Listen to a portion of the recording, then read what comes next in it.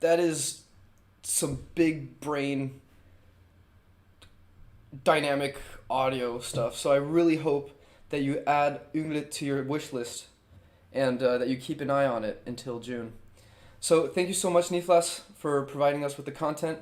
And also shout out to Astrid and Murray from Triple Topping. I hope that you guys are doing all right in Copenhagen. Now, this next title is from The Wild Gentleman. Does that ring a bell or not? It's The Chicken Police, Paint It Red. It's a title that kind of took the indie scene by storm. It's a noir storyline of a dysfunctional detective duo with some cool narrative and voice acted lines and a pretty clucking beautiful world. They have provided us with a showcase of the noir jazzy soundtrack, and it's coming to your ear holes right now. As you see, and you will hear, Chicken Police Painted Red is a full-on noir game. For this, we had to deep dive into the 40s and 50s music, and also the typical jazz, bebop and big band soundtracks of the movies of the neo-noir revolution as well. Hey everyone, I'm Bank, I'm the writer and creative director of Chicken Police, and I will speak a little about making the soundtrack of the Animal Noir adventure game. Every good noir has a shady, dusty, smelly office. It's a cliché that you just can't skip, and you don't even have to. For this scene, we wanted to make an eerie and mysterious song that has a foreshadowing factor in it, so when you hear it, you knew that something sinister is going to happen later that night.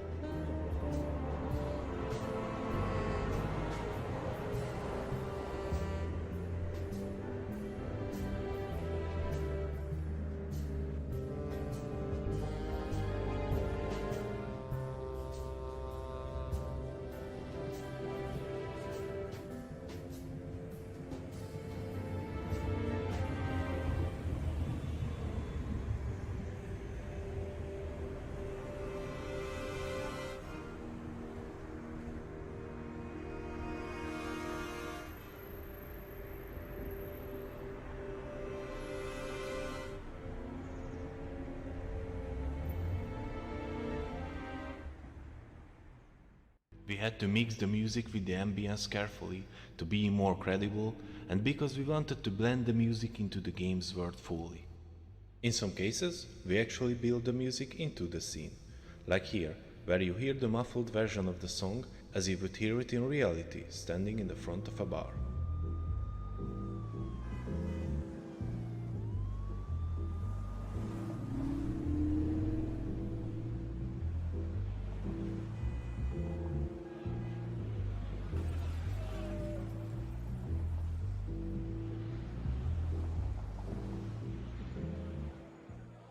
As soon as we enter the bar itself, we can finally hear the song in its full glory.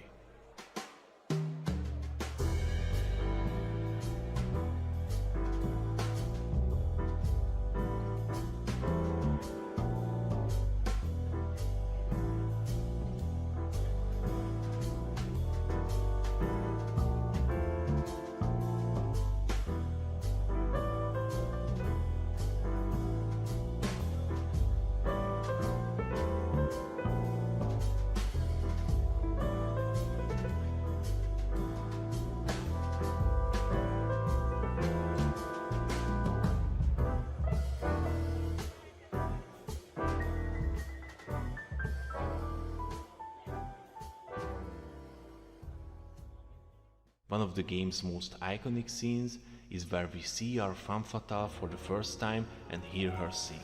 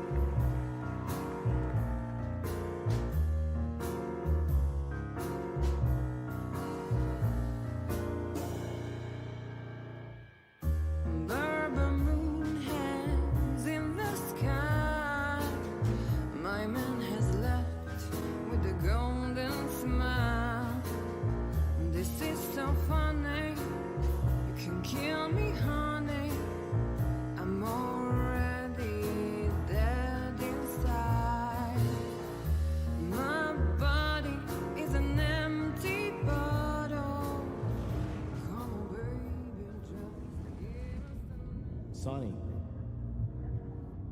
Sonny.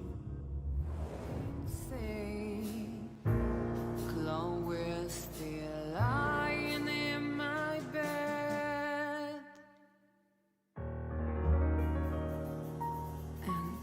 It's dead.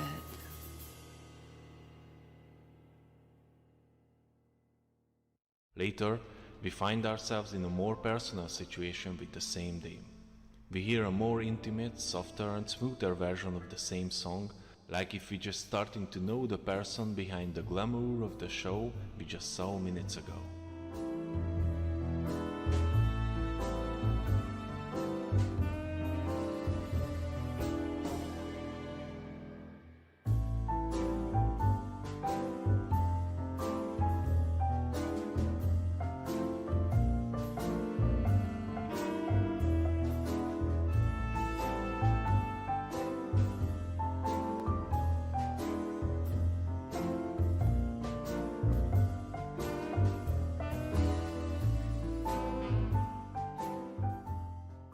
In the questioning or interrogation sections of the game, we needed a track that is mysterious and has tension, but also not too on the nose and not very striking because we didn't want to distract the player from the conversation itself.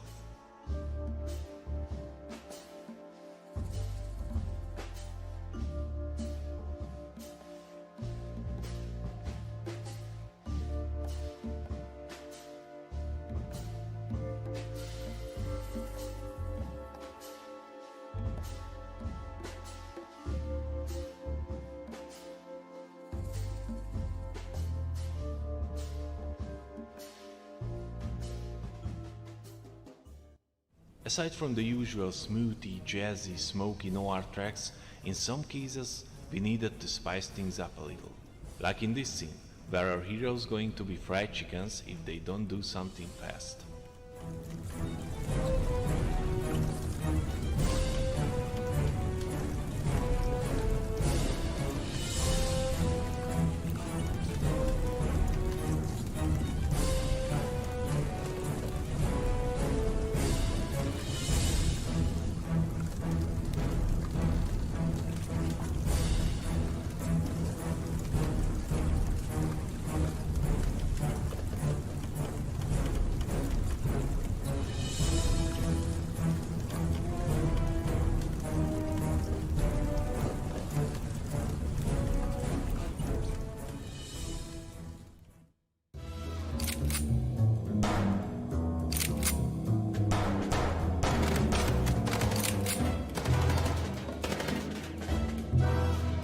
Concentrate, Marty, for the God's sake. And you drive like you're not a fucking lunatic? Shut up and shoot, you big feather pillow.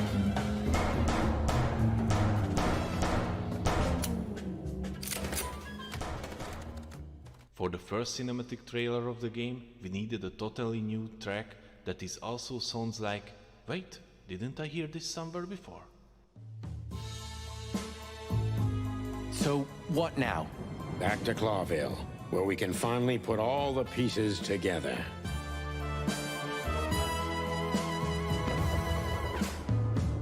Hey, don't you try pecking me, chicken, or I'll bite at your throat. Maybe one day you'll experience it, Sonny. Have you ever been with a predator before? Sonny boy, what have you gotten yourself into again? She's got the most influential gangster of the city wrapped around her finger. She calls him her little furball. How dangerous do you think she is? But that's when those bastards arrived. And the even worse bastards. You. Don't play innocent with me, Santino. You both stink like you're in deep, deep shit. I like this new Sonny. There is no new Sonny. Just the old ones had enough.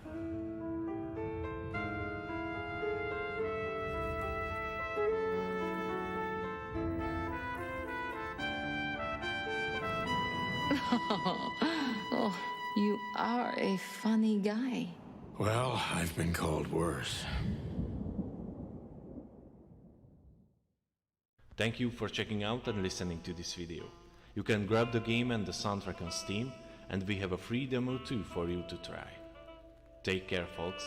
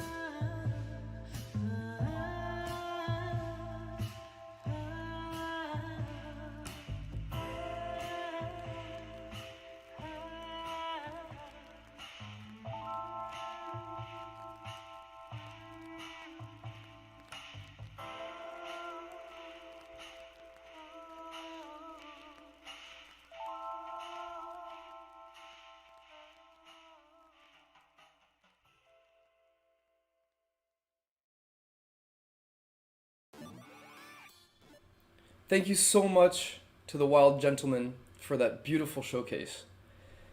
Next up, what if you could live forever? Your society keeps on destroying and rebuilding itself, all because of a select elite chasing their own motives. Paradise Killer is an absolute banger of a game. Bright visuals, an open world full of hidden treasures, and most importantly, who killed the council? The people that were supposed to keep them in check. Well, you'll have to find that out for yourself. But now we have Barry Epoch, the composer of the soundtrack, who is gonna showcase and talk about it with some of his friends. Let's tune in.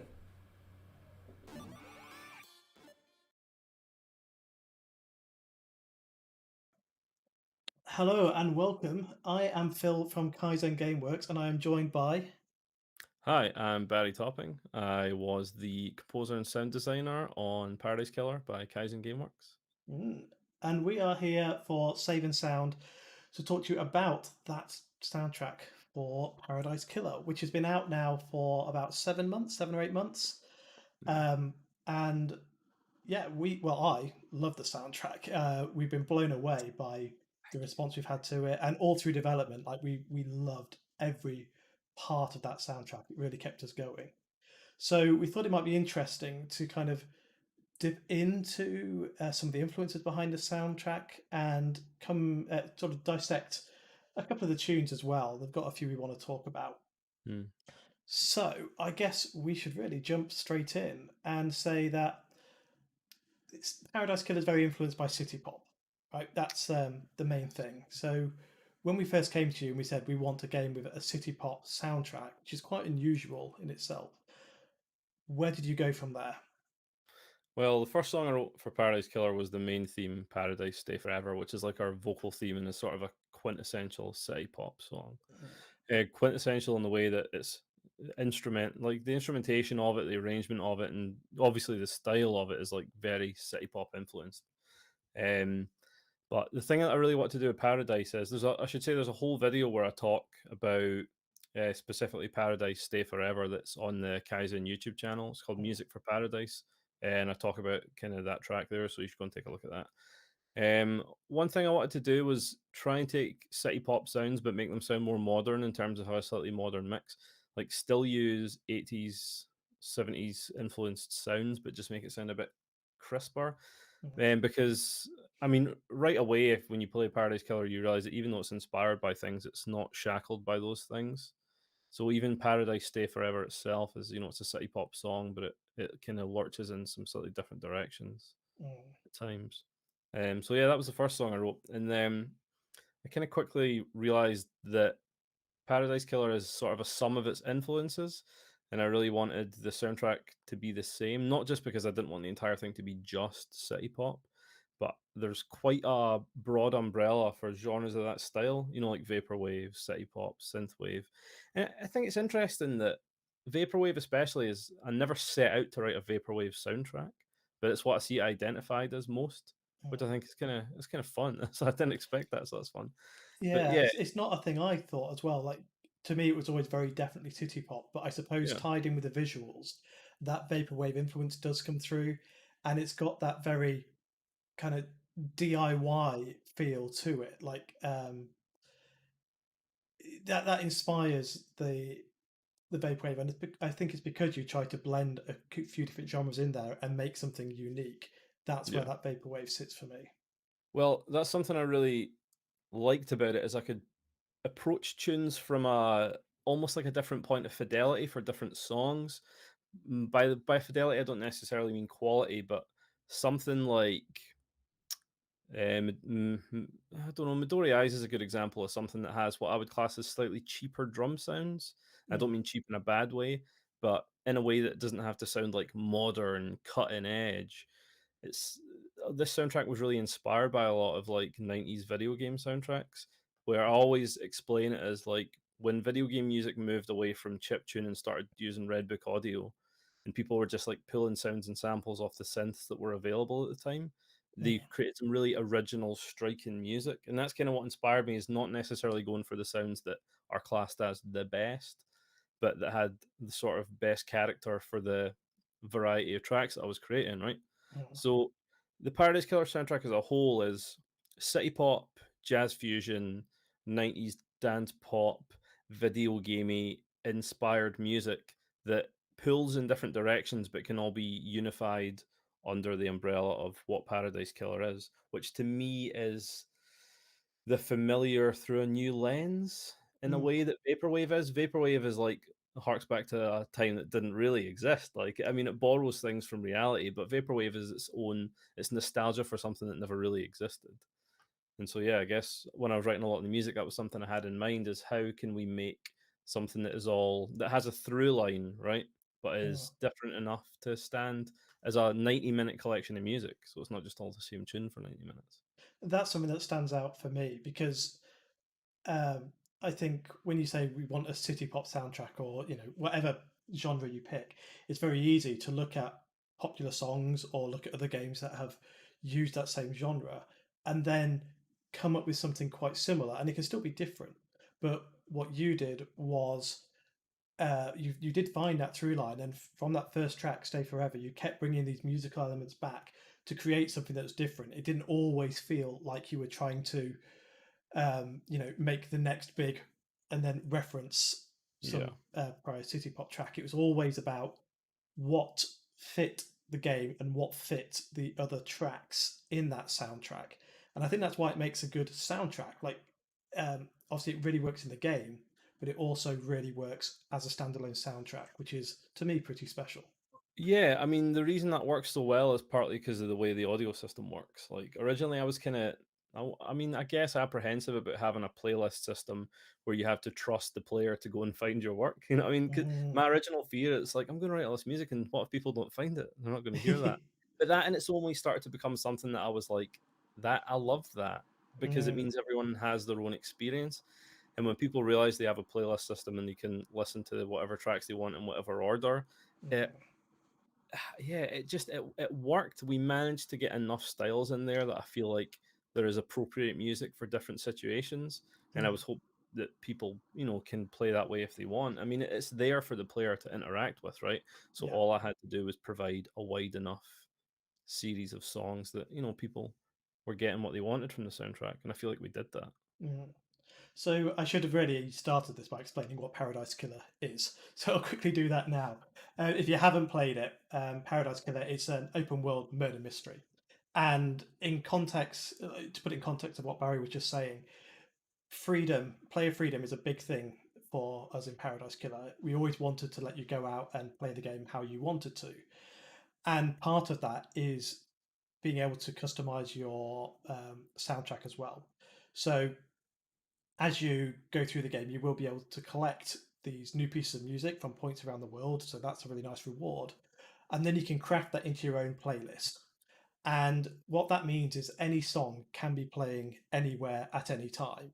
And it's a real challenge to make that work because a lot of games will have a certain track for, the nighttime and another one for a daytime, or it might have a certain piece of music for a dramatic moment. Whereas in Paradise Killer, nearly all the tracks had to work in nearly all the situations. And I think you managed to pull that off really well. Well, I remember that when we had the very first discussions about Paradise Killer, the original thing I thought, because it was open world, I had this idea of, well, I mean, you had the idea too that there's areas, and when you leave one area and go into another area, it plays a bit of music. And I had all these thoughts about day and night cycle and stuff. So I feel like if we'd gone with what seemed obvious, it wouldn't have worked as well. So Yeah, yeah, I'm I glad think that we made the decision to do that. it's definitely a case that I think, like you said, it could have worked. And in fact, there are a couple of cases in the game where we do have very area specific music to change the tone of it. But in general, because the soundtrack was good enough to kind of stand alone and for each track to be used in a variety of ways, it became more powerful that you had the choice of when to play it as well. And we really wanted to support that, so you can easily skip tracks with the D-pad. So or you can skip forward, you can skip backwards, and just letting the player have that experience of being able to enjoy the game and the soundtrack together I think really helped kind of sell both of them rather than it being a game with a soundtrack or a soundtrack with a game. It's almost one product. Yeah, I mean, it really helped from a sort of like post-release point of view when the soundtrack doesn't have to stand as its own thing, but we really wanted it to stand as its own thing. It Mm. almost becomes because the thing is in Paradise Killer, the music is a soundtrack. Mm. It's like a diegetic real world collection of music. So when we made the soundtrack, it's like it's been pulled out of the game into the Yeah. real world, and it's like here you go now, you can get this on CD, just like they would Yeah. have had in I Island mean, Sequence and that 24. is crazy, isn't it? Like you can go and get that on a CD and on a vinyl now, and I think that is when we started out on this path of making Paradise Killer. Ollie, the other founder of Kaizen, he and I were talking and said, "Wouldn't it be amazing if we could get a soundtrack that was good enough to go on vinyl?" And here we are, and that's come out, and it's absolutely amazing. And we'll give you the links to get all of those at the end of the video, so stick around for them. Yeah, I feel like when we were designing our soundtrack, our sort of physical soundtrack releases too, I think we really made an effort to make them fit as again products that could exist within the world of Paradise Killer, right? We didn't just want to just put the cover art on it and be like, there it is. Yeah. Because I think there's so much rich thematic material in Paradise Killer. It's Mhm. like in the soundtrack, I always say this, but it's amazing for me as a composer that the soundtrack got to be such a big part of the game because yeah, obviously I'm a strong advocate for having strong like soundtracks that are a huge part of the game because I'm a composer. But yeah, being able to do that and then how that ties into the world and then how the world of Paradise Killer tied into the soundtrack, I think it's just like a really nice kind of symbiotic relationship, right? Yeah. Well, and I think that does show if you listen to the lyrics of the title track, which is "Stay Forever." You tied those lyrics into the game so well because you wrote those lyrics, and it's. I think it's somewhat unusual to have that. You know, these days, a lot of if you get the title track for a film or a game, it's often just a track that's been bought and put on that attached to the IP. It's not written for it, and even if it has, it doesn't necessarily derive so heavily from the source material, but it I does. think we were treading there's like a line of like there. I mean, there's a lot of great video game themes, but I think about Snake Eater. I love Snake Eater, but it Mm. is so literal. It's like it's a song about Snake Eater, right? Mhm. And when I was writing the lyrics, I wanted to be like, well, this is a song about Paradise Killer, but not not someone on the outside looking into Paradise Killer, like someone singing "It's out September 4th on Nintendo Switch," that kind of thing. Nothing that literal. So, when I was writing the lyrics, I wanted to make them again seem like lyrics that existed in the world. And I saw people saying like, "Oh, this is definitely from the perspective of Crimson Acid singing about Lady Love Dies." And it's like it isn't, but It could if you say be. it is, then it is. It definitely Yeah. is. Like it could be. And that's exactly what I wanted to do. I mean, I'm going to be saying this a lot. I'm going to be saying the words, "This is exactly what I wanted to do," a lot. Yeah. But I'm really happy with those lyrics. I think Mm. they're a great fit for the tune. So why not? Yeah. I mean, we've been very gushing about this, or at least I certainly have, and it's because, as I said at the start, I really like the soundtrack, and it blows me away that we were able to attach it to this game that we were making. And yeah, it's just really interesting to kind of hear your approach because obviously from a kind of I've developed the game, and whilst I'd love to write the music, I've just not got that level of talent at all. So it's really interesting to hear how you approach it from the other side, which is as a musician, as a composer, how do you add that to the game? Whereas we look at it from the game, how do we add the soundtrack? And yeah, I think it was lucky that the initial vision was so well defined that even at the point of game development, I came into pretty much 90% of the ideas I was writing. Once they were in the game, I was like, "Yep, this fits," and that's to do with, like I said, how well defined the original vision was. Because even from that, even from like the design document, I could take exactly what I needed for the entire project and basically run with it. And I had the freedom to do that. It's another important thing too, is like you guys were very good at just letting me get on with it, which is how we got so much work done in 6 months. yeah, and that is another amazing thing that this soundtrack, what is it, 85 minutes? Aye. Yeah, all of that done in 6 months is quite amazing. So it's probably time we go through a few of these Yeah, tracks. let's talk about these amazing tracks that we can Yes, just yeah, actually get into one. So there's three that we're going to talk about today, and I think the best thing to do here is just jump into the first one. Do you want to introduce it? Yep, this is Ego 24/7.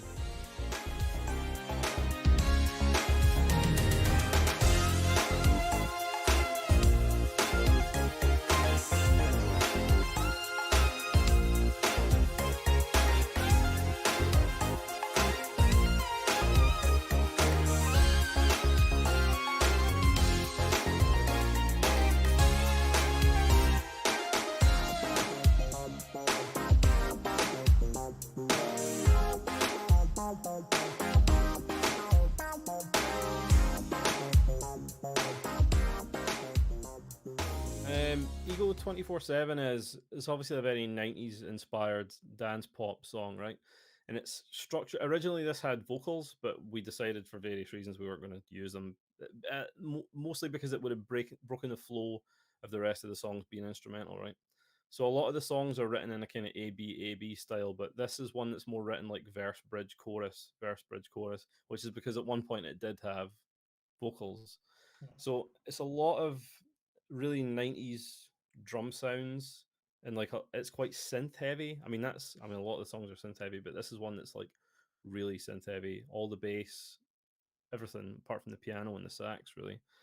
Um, so it has this kind of like video gamey 90s jazz fusion lead for the verse because when we took the vocals out for a long time it didn't have this verse part, which is like a wee kind of keyboard part, right?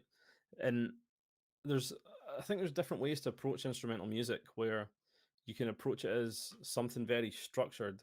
Like, if you play blues, for example, a lot of blues tunes have pretty much the exact same structure, and a lot of jazz standards as well have the same kind of structures, right? But this is one that because it was already structured like a pop song, I was like, it should have a verse, right? So this is where kind of this wee synthy lead in the verse came from, which is then replicated for the second verse, and the chorus has its own different synthy part. So it's a lot of different kind of sections, I think, on first listen. But when you keep in your head that it is structured like a pop song, then I think it makes a lot of sense. And it has an absolutely ripping sax solo from our main man, Fabian Hernandez. Shout out to Fabian. We love that guy. And he did some really instrumental stuff on bringing this track together because when you're working on a track, you're always you're always going to be happy with your own work to a degree, but it sometimes takes a long time for a track to kind of tip over into like, yes, I love it. And with a few of the tracks on this, as soon as I put the sax in, I was like, we've done it. And one of my favorite part of the song is right at the end, and it really beds the sax thematically with the rest of the tune, where it goes back to the kind of chorus melody but played starts off as a unison on the synth and the saxophone and then ends as a harmony on the synth and the saxophone. So that was something I wanted to do because I like the idea of how a song builds and how elements combine, and then I wanted like a big climax. So yeah, you get that really cool climax. And I remember mixing that, and it was quite hard to mix, but it was one of those things where I was like, if I get this right, I'm going to be delighted with it. And then I was. And my second favorite bit is that very very end bit with a wee soft squelchy wow wow synth chords, and that was just something I did. I was just when I was mixing the sax, I just had like a hand on the keyboard playing over it, and I did that at the end, and I was like, Nice. "That's it." Aye. So there was like I've never tons thought of of wee it as happy squelchy. accidents. Aye. I think it was different as well. Is I'm a guitarist, so I used to primarily write on guitar, and then I kind of fell out of love with guitar a wee bit and started primarily writing on like mouse and keyboard, right? Like in a sequencer and like a DAW. But for Paradise Killer, I wrote everything pretty much on the piano, like or on the synth. And I think it's really important, especially when you're writing synthy music, that you write it on a patch that you've either made or that you've found, because there's so much articulation in the sound. I mean, a synthesizer can sound like anything, right? And I know in the case of Ego, it just sounds like kind of 80s, 90s sounds. But yeah, there's tons of wee happy accidents in that tune that I was just, yeah, really happy with. And I think it's this and probably Lemmajet and Bop and House Mm. of Bliss are like the three kind of 90s New Jack Swing dance pop influenced tracks on the soundtrack. When it has a broader range of styles, you write this track and you write this track, and they have nothing to do with each other. Mm. There are tracks that have no common elements with one another on the Paradise Killer soundtrack, and it makes me kind of nervous when I was writing stuff that was like similar but really different. But as you write more tracks, you know they fill in the blanks, and this is what I keep talking about. This through line is like, even though you know your track A and track Z have nothing to do with each other, through the through line through the other tracks they do all tie together. And also musical themes is something I like to bring back, and there's a musical theme from Paradise Stay Forever in Ego 24/7. In the verse it has the be, which Yeah. I don't know if anyone's picked up on that. So Right. Well, we're getting on in time, so shall we jump into the next song? yep, do it. Do you want to introduce? Yeah, this is Sunset Song.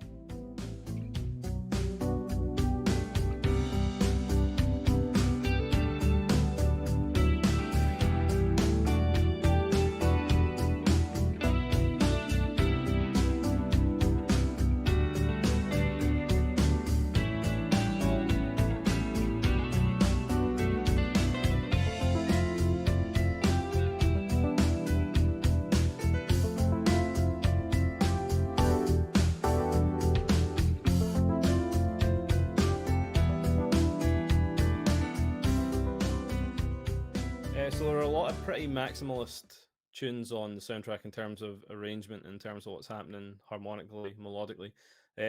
Last Dance XX is one of my favorites, but that is like the thickest, richest tune on the soundtrack.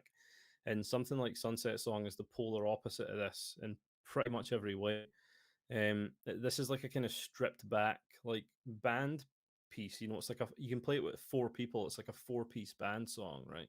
And I really imagined it as that, which is why the drums I think are incredibly important, because there's nothing flashy at all. Like, I played the drums on the keyboard, and they're supposed to sound like this drummer's not, you know, he's just totally jobbing. Like, it's just because it didn't have to be anything flashy, because there are so many other moments in the soundtrack that are. So the entire thing is just like chill, piano driven guitar bass song that is treated in a way to make it sound a bit more mid-fire, a bit more vintage, but it's really just there as a moment of calm, and yeah, as an antithesis to the sort of heavier arrangement songs on the soundtrack. It definitely is a song where I think, if I'm gonna sit outside in an evening with a drink and relax, this is that song. It's kind of non-challenging. It's just there, a really good way to relax, and I love it. It's I'm always going to say, like, it's my second favorite, but there's so many good songs. I'm not sure, but it's certainly up there as one of my favorite songs on the soundtrack. And perhaps one of my biggest regrets is that you actually did ask if I could play the drums on this one. Aye. And By the way, what I was saying earlier wasn't related to that. I wasn't like, you can get a little jobber to play drums on this. That's interesting. Like, I mean, I do play the drums. I'm not a very good recording drummer. I tend to need the energy of a band to play with, and this track does not need energy. And at the time, I was just really busy finishing the game, so I didn't really have time to sit and do it. And I think even if I had, I would struggle to give it justice, because that song just needs that laid back,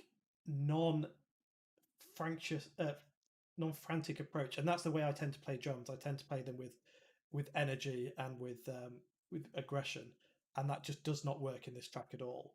So it probably worked out for the best, but I was for a while I was dreaming of being able to do the drums, but just It would have been good. didn't happen. It's the only song that has like a proper acoustic drum sound as well.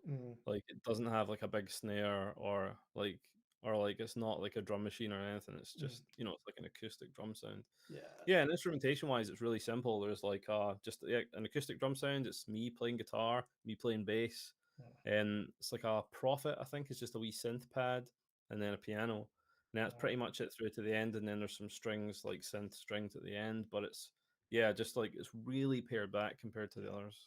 It is a nice break in the soundtrack when you get it, you can just feel yourself relaxing as you're walking around the island with it, and serves its purpose beautifully.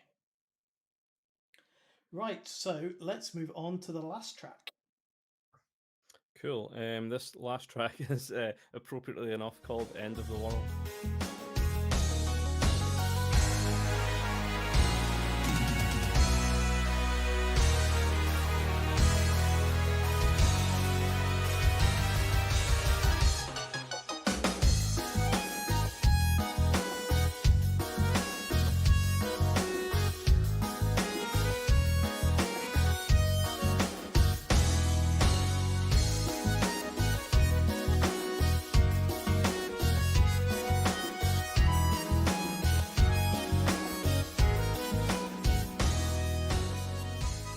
This tune was going to be a hard sell, and I feel like maybe it was a bit of a hard sell at first because it's kind of off the wall. But the whole game is about like it's a cosmic horror. It's about alien gods and like massive slaughter and like all the themes about the council and that and their sort of greed and their hubris. And it's like I really wanted one track at least.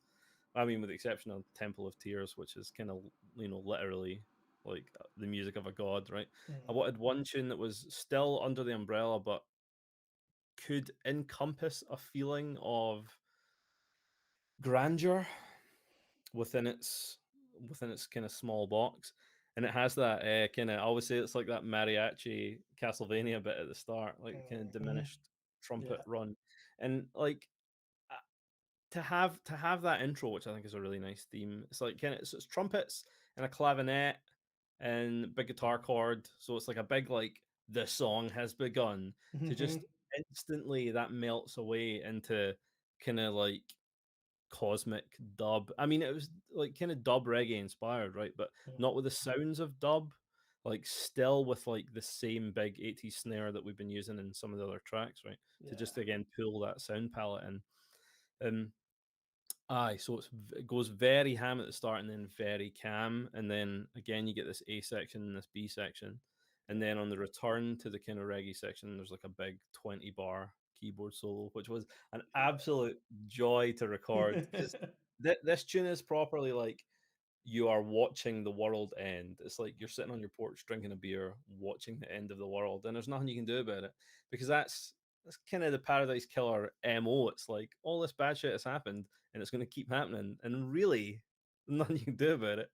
So it's like a kind of it's an arrogant song almost in the way that it just feeds back into this idea of the world's over, but look at all this opulence that we have and how this continues. And so we have that really again opulent keyboard solo, and then this outro section is like the kind of big epic grandeur that I was talking about, right? We have it's like this big kind of like thumping, like kind of orchestral percussion, and like a big kind of it's like suspenseful 80s piano, and this builds and builds. There's lots of strings, like big strings, big choir, and then it pulls in again themes from Paradise Stay Forever, and then again it sort of melts away at the end to basically what I see as a reprise of Paradise Stay Forever. This kind of percussion intro that you get on Paradise comes back at the end of the world.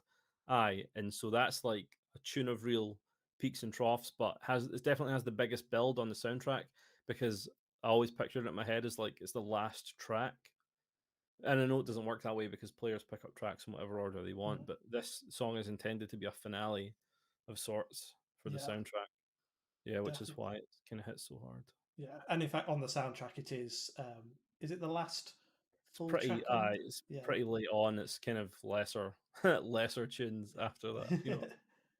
So we're pretty much out of time, which is a shame because we kind of want to talk a bit about sound design as well. I can summarize that super quickly. My approach to sound design is you tie the music into the sound design, and that's it. There you go. Magic. Worth watching the video just for that tip, right? I talked about that too, so in some of our videos. So please go and check out our YouTube channel. There's some wee bits and pieces on there. So perfect. So all that's left to say is that you can get Paradise Killer on Steam and on Switch, and of course you can get the soundtrack on Steam as well. But you can also get it on Bandcamp, and you can get the vinyls. Can you still get the vinyls? Yes, you can get the vinyl. If you're in the US, you can get the vinyl from Ship to Shore Records. I believe you can also get our CD there.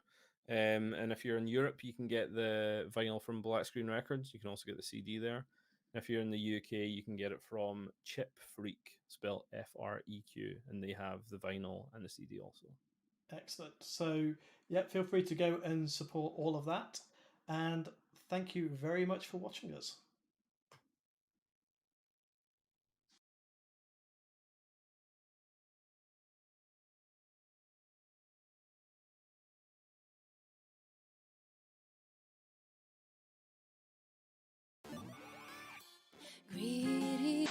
Seems we have another nightmare on our hands. There's a heavy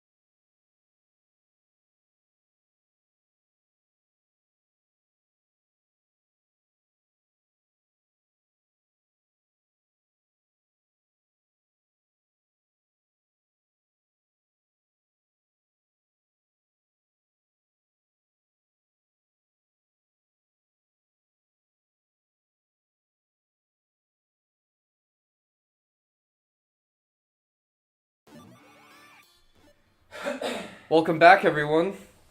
And we were just preparing the live performance for you. And seems like we're ready. So, Vikings, guitars.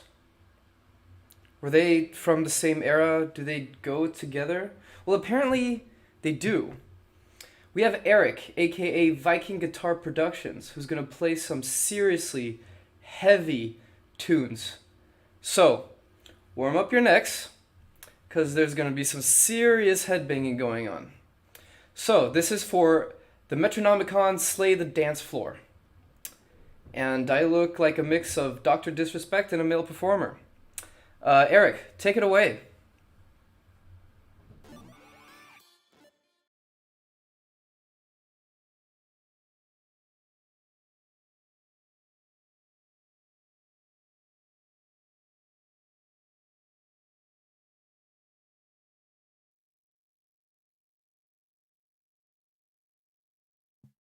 Test, test. Are we getting audio? We appear to be getting audio. 1 second, everyone.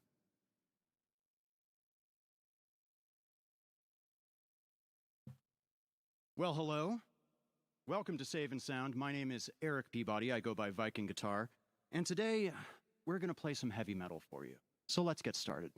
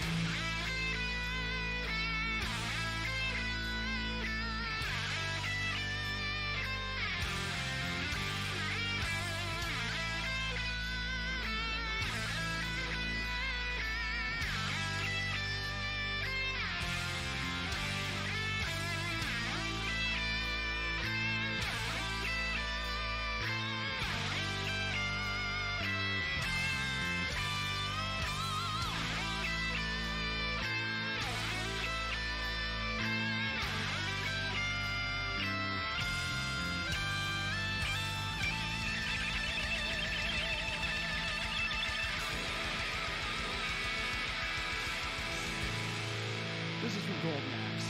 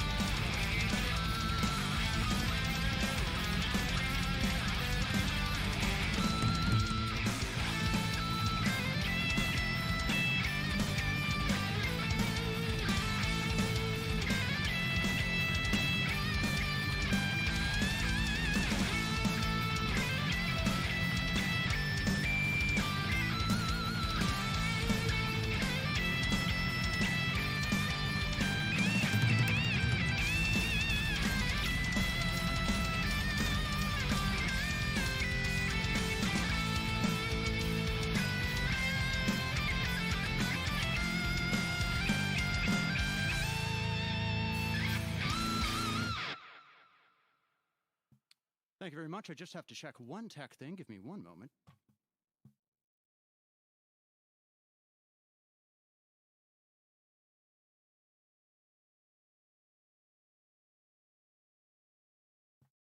Thank you for your patience. Once again, I'm Eric Peabody. I go by Viking Guitar. I'm one of a number of contributing musicians to the Metronomicon. And, you know, seeing as how I had some music in that game, how about we play some of that right now? This song is called The Player's Score.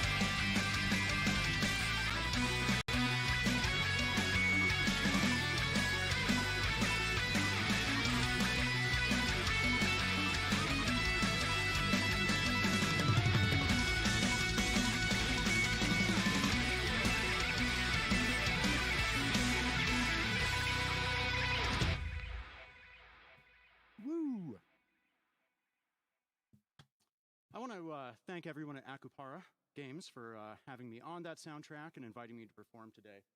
Also, thanks to Save and Sound for having me here. We're going to play some more video game metal here. That's kind of what we're doing. In the meantime, though, you might see at the bottom of the screen, if you're interested in picking up any of my music or merchandise, head to vikingguitar.bandcamp.com. I would appreciate it. In the meantime, as I arrow back to the proper cue in the project here, let's play some music from Mega Man X2. This one is called Charge Shot.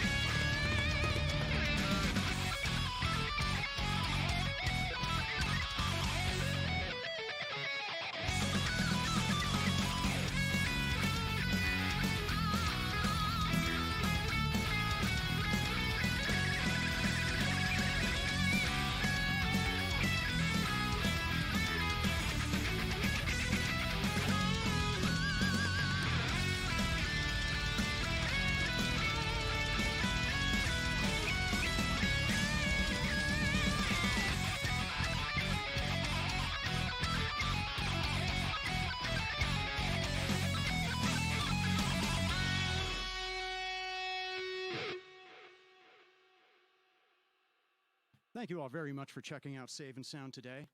I also want to thank Nate Horsfall, who has set up all the backing visuals you're watching right now.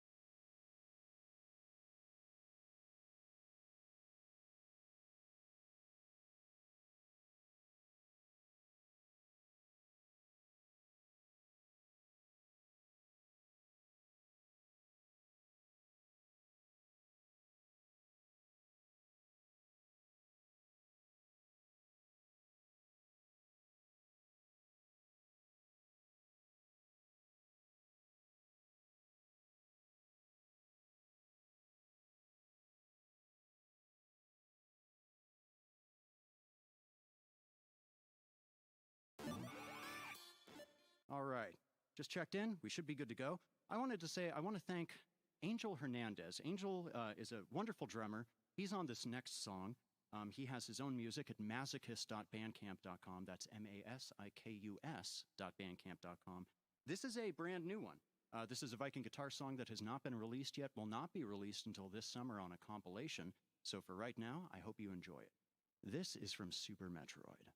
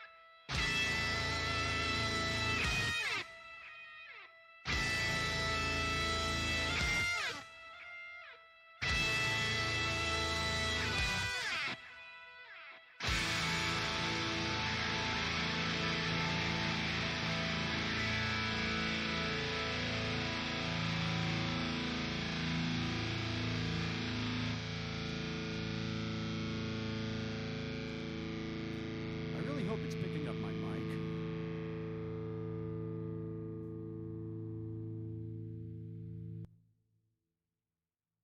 Are we getting audio out of this? I believe we are. Gotta love hardware. Once again, thank you to Angel Hernandez for doing drums on that. That song is coming out this summer. I want to thank everyone else, Akupara, Save and Sound, for letting me do this, even though it's been fraught with some technical problems. We're going to play the other song I did in Metronomicon right now. This is called Dropship, and after that, the set is over. So thank you guys and gals, everyone, for coming over. VikingGuitar.bandcamp.com is where you can go pick up music and merch. And this is Dropship.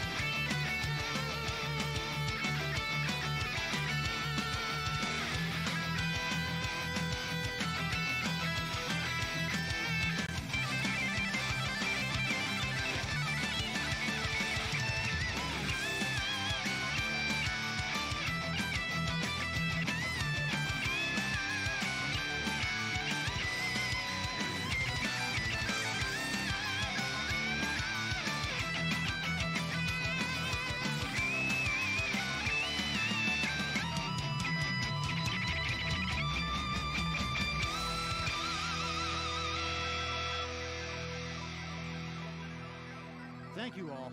I am Viking Guitar. Thanks again to Akupara, Save and Sound. And until next time, keep the world metal. Thanks for coming by.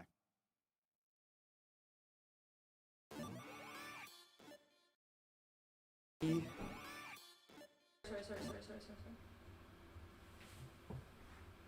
Not yet? Yes. Oh, fuck. Hey, Eric. We had some technical difficulties as well, it seems. But holy shit, that was insane.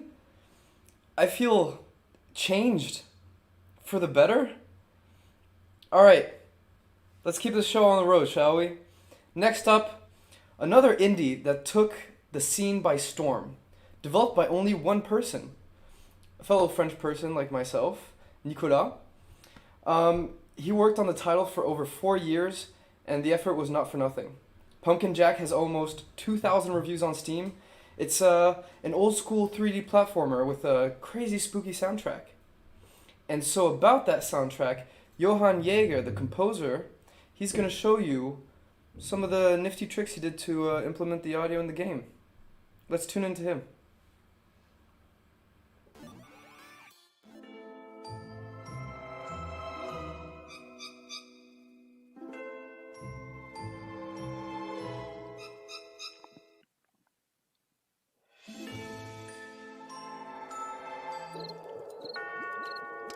Hello everyone, my name is Johann Jaeger and I compose the music for Pumpkin Jack. So I'm really excited to make this video for you, to show you some of my tips on how I made this soundtrack. So this video will be in 2 parts, separated in 2 parts, and the first one will be on the track of The Witch, and the second one is going to be like a little tutorial about how to make a spooky remix of a classical piece. So let's dive into it. So I decided to start this video with the opening of the game because we can hear the witch sound, which is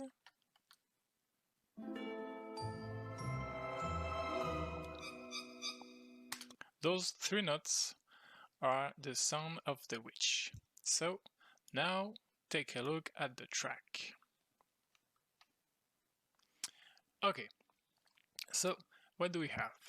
We have the witch theme, we have a section with perks, section with female choir, a harmonical bass, a melodic part, and different instruments that we're gonna talking about later, like double basses, speeds.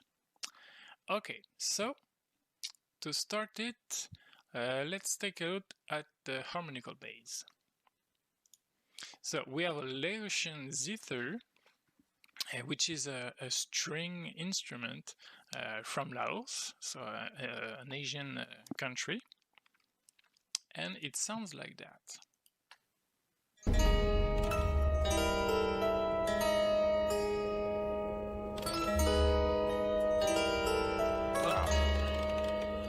So it's one of the instruments to make my harmonical bass.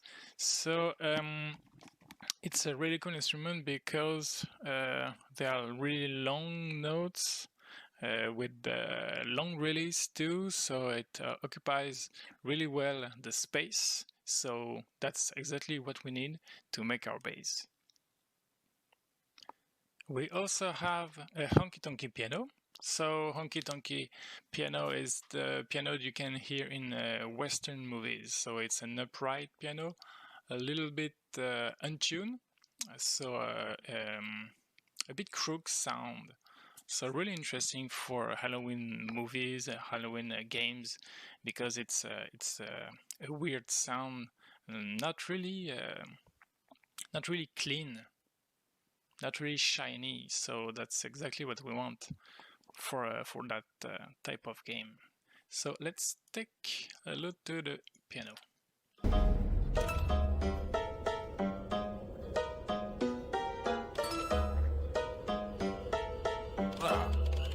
So that's perfect to add some percussion, because it's our harmonical bass. We have a harmonical progression, and I needed to add some percussion into this harmonical bass. So if we listen to the zither and the piano.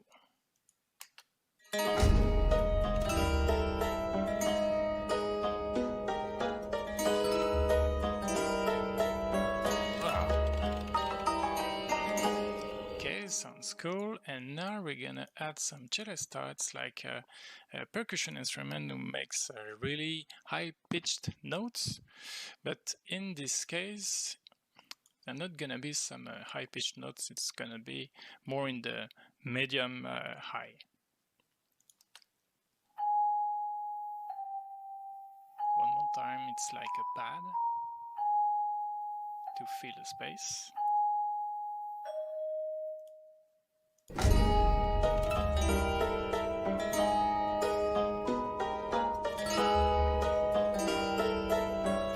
So we have our harmonical bass with the harmonical progression, and it fills really well the space. So what do we have now? We have some percussion. So I talked to you about Laotian zither, and what is cool with that instrument is, not this one, is to make different sound, different percussion sound with that instrument. So take a look to this one.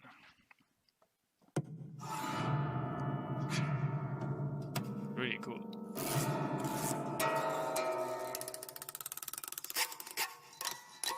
And all those sounds is recorded or are recorded from the zither. So it's really cool because we can use them to make a cool perk line. We're gonna make different perk lines. So here's the first one. Up.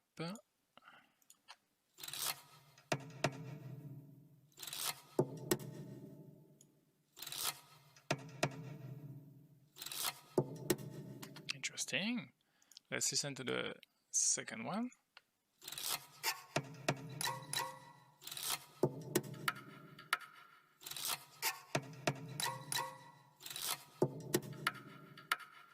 Okay, start to become something interesting, and I felt not completely full, so I decided to add some Indian perks.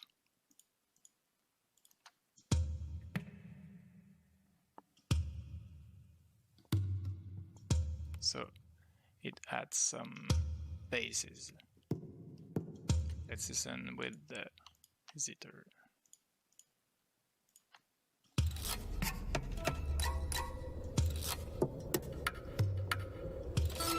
Okay, start to become really cool. Wow. So that's it for the perks section. We have the harmonical basses later on.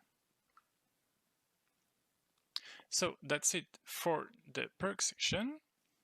And now we're gonna listen to the harmonical bass and the perk to see how it goes.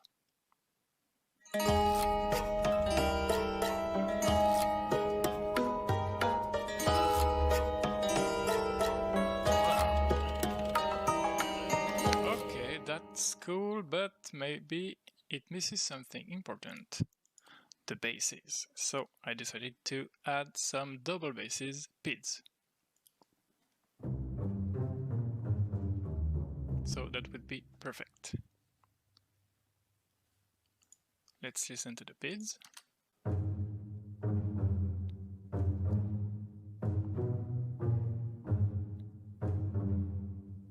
It's gonna be perfect.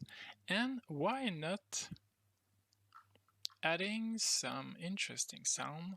Because for the witch, you can imagine enter to a shop, and the witch is inside, and she's selling some potions. Why not? So why not to put some boiling potion in there?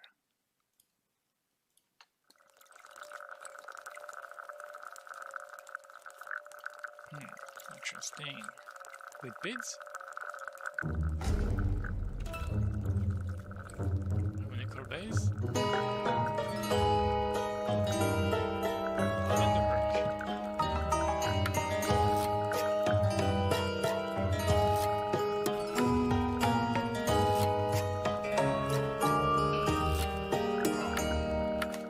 That's it for our introduction.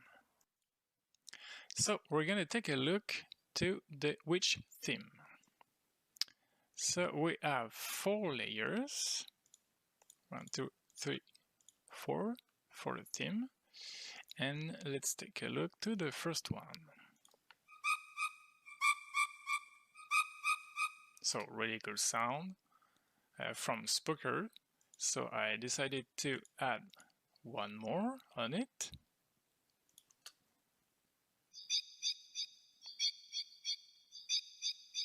So really high pitched notes for that sound. And the third one is a clavecin. So the clavecin is a really good instrument because it's a pinch strings instrument, so it adds some percussion, and it fits really well for that type of sound. So let's hear the 3 sounds together.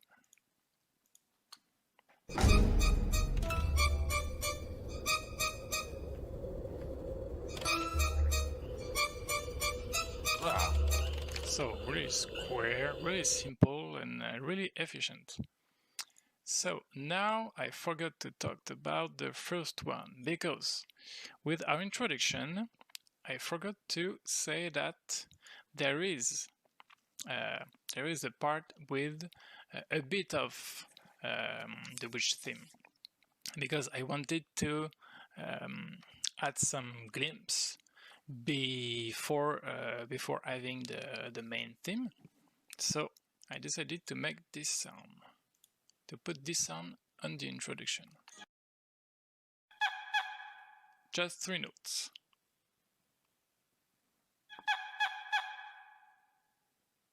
To prepare the theme. With the introduction, it goes like that.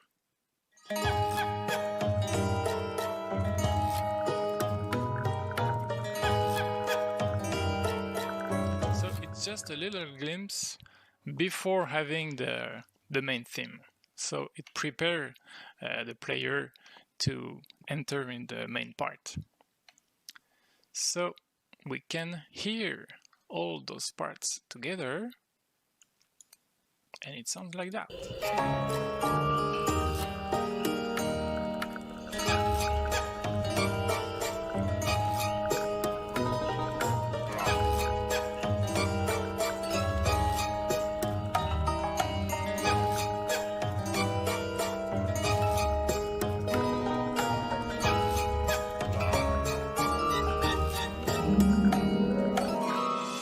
That's it for the witch. Okay, so for the second part of that video, I'm gonna show you how to make a spooky remix of a classical piece. So in the third level of Pumpkin Jack, Jack got his head stolen by the merchant while he was talking to the witch, and to take it back, he has to pursue the couple who is escaping in a bewitched coach. So for that sequence, the developer wanted me to make a spooky remix of a well-known classical piece by Rossini, William Tell Overture. So it's a really famous piece. You're gonna recognize it very quickly. So let's take a look at it. Okay. First thing we have to do to make a spooky remix is to make a smaller version of the classical piece. So let's take a look at it. We have the classical version and we have the spooky songs.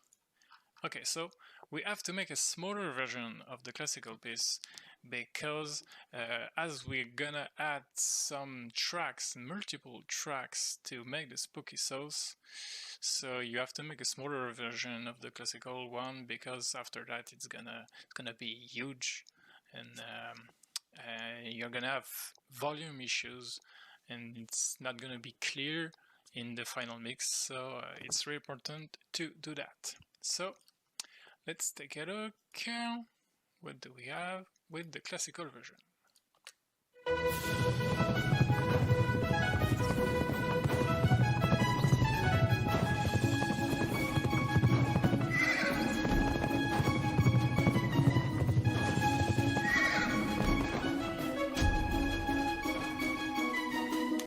So as you can hear it, it misses some instrument, and that's completely normal because it's the smaller version. We have a different instrument to make the theme, the main theme, which is this one with the strings. We also have a trumpet just here.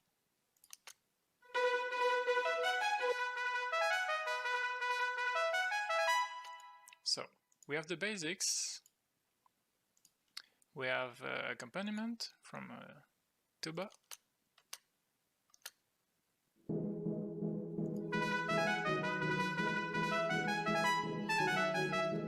We have some perks.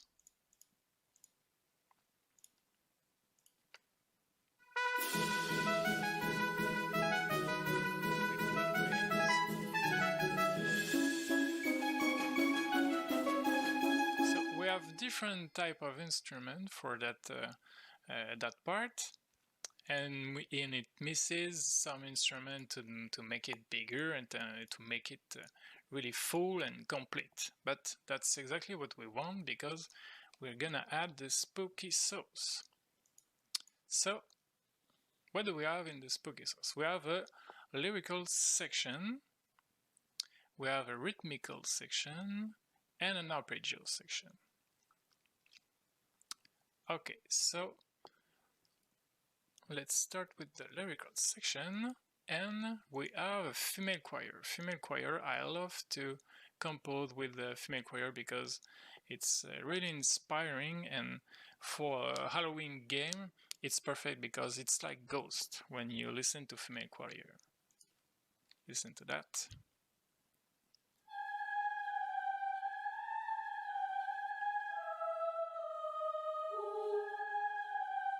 So it's perfect for a creepy mood, mysterious mood, and all that stuff. So we're gonna double it with strings tremolo. It's perfect for that because tremolo, it's like a string, shaking. Take a look at it.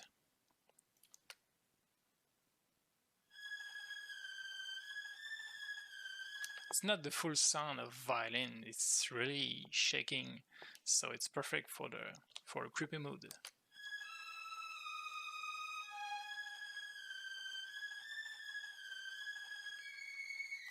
With female choir.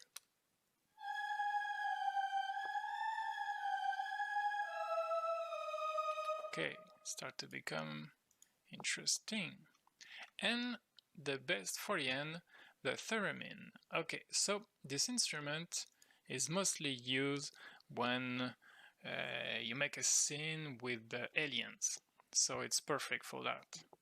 Because it's not the perfect instrument for a Halloween mood, but if you use it correctly, and if you combine this instrument with, like I did with the female choir and strings, it blends really well, and at the end we have a good mood.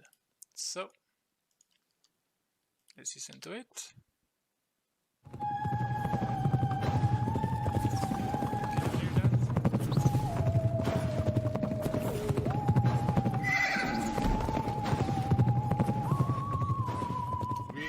Famous instrument that you can listen to it in The Simpsons. In some episodes, when aliens comes to meet the Simpsons family, it's always with a theremin.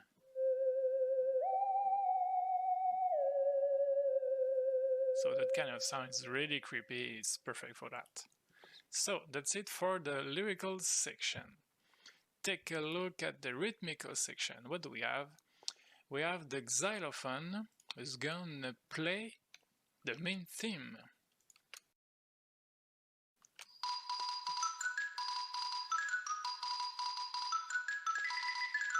So it's one of my favorite instruments because for Halloween games, because when you listen to a xylophone, automatically I see a guy playing drums on skeletons.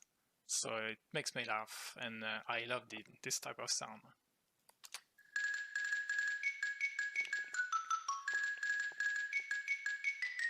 So I used it a lot for the complete soundtrack of Pumpkin Jack. As well as the clavecin, we already talked about that instrument. So harmonical and rhythmic section. Perfect. We also have honky tonky piano, so the saloon piano.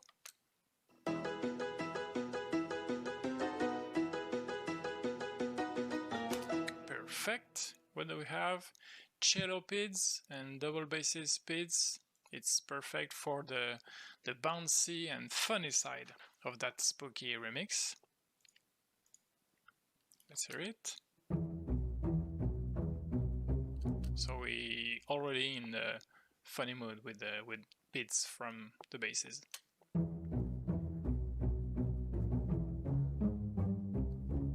Really cool. And also, like I said with the theremin, I have bells, tubular bells. And when you listen to bells, it's perfect for Halloween games because you always have the feeling you're in a cemetery. Let's listen to it.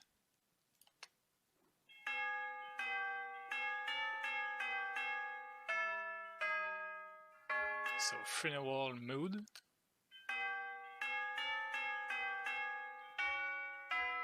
Really cool. I used bells a lot also in the complete soundtrack.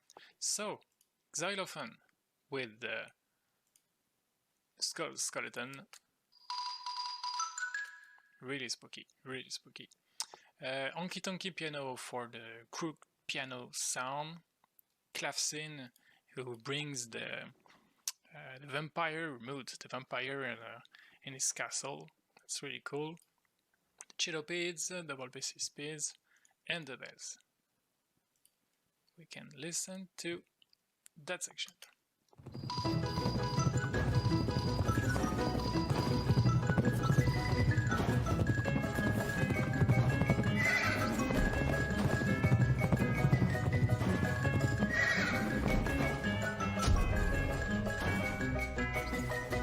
Cool, so it starts really well.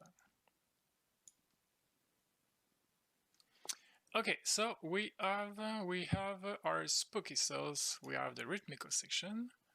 Let's hear both of them, and we're gonna talk about the arpeggio section just after that.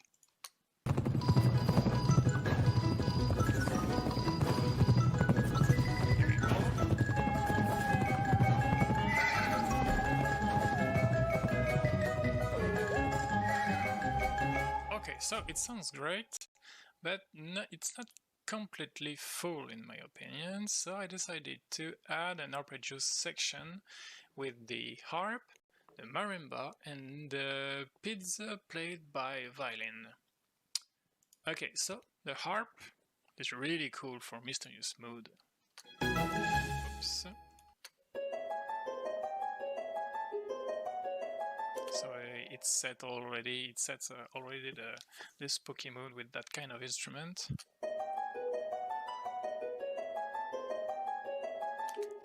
Okay, one of my favorite too, the marimba.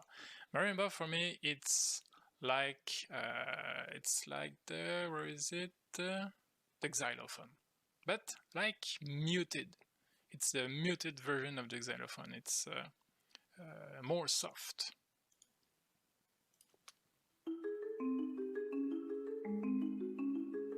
So it's like Skull Skeleton, but softer.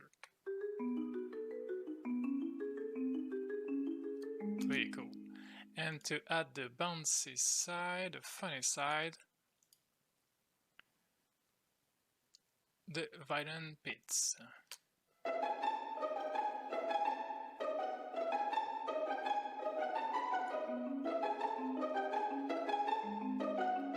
So I voluntarily delete the first beat with the violin to make the place for the cello PIDs. If we listen just the PIDs, cello, double basses, and violin.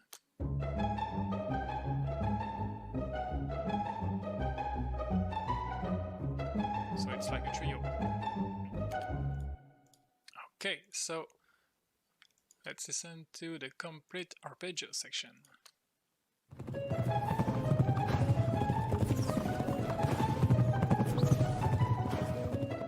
So this section is going to blend the whole thing together with the rhythmical and the lyrical.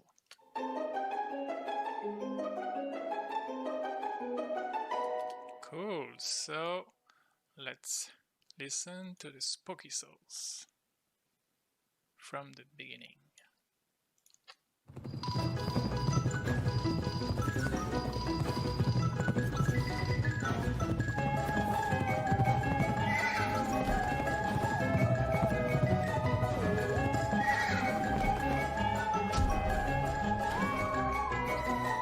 And that's it, we have our Spooky Souls. Now let's listen to the classical version, and after we're gonna listen to the complete track.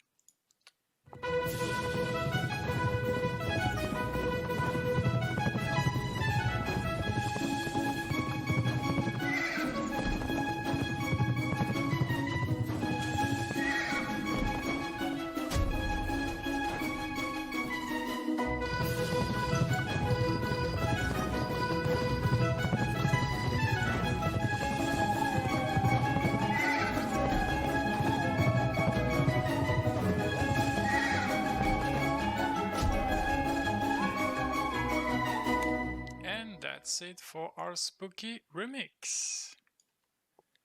So really important, first thing, you have to make a smaller version of the classical piece, and after that, for the spooky sauce, you go with the basics: xylophone, of course, female choir, theremin, tremolo strings, clavecin, really cool, honky tonky piano. It's my choice, but you can do whatever you want.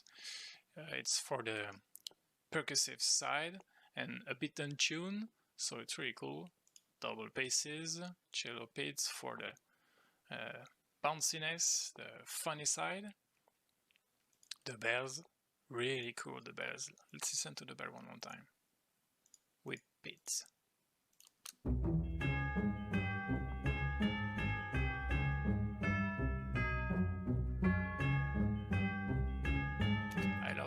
Those bells.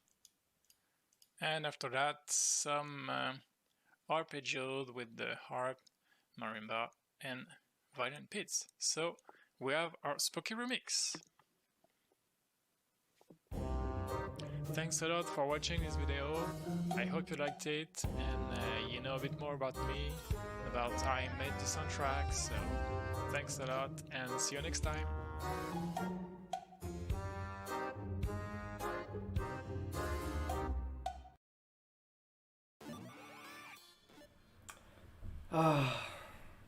It was so soothing, wasn't it? And I feel like we've learned a lot tonight. I would say that we're a little bit past halfway of the show. If you've missed it, don't worry, we'll be uploading the VOD to YouTube, and of course you can find it on Twitch as per usual. Thank you so much to Johan for that video. It was sublime. Next up, a one-handed blacksmith. A quest given by the Tsar himself. This is the story of Yaga. They have provided us with a pretty unique piece for all of you tonight.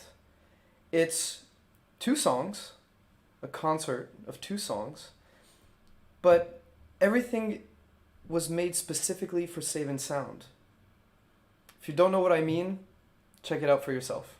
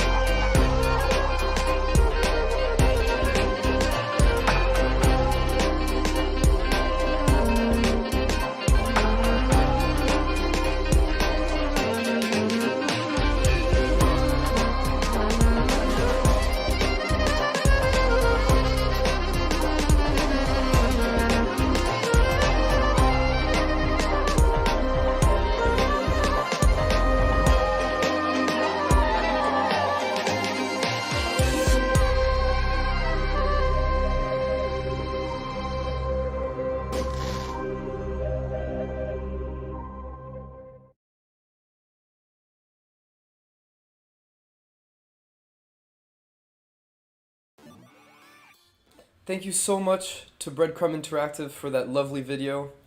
I warned you, it was a banger. Alright, next up. This one is dear to my heart. It's a childhood favorite.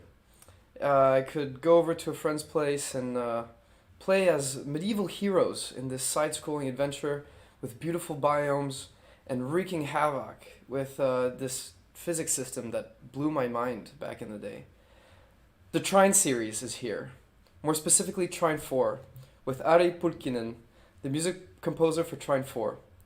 We're going to watch some gameplay and dive into his mind as to how the soundtrack came to be.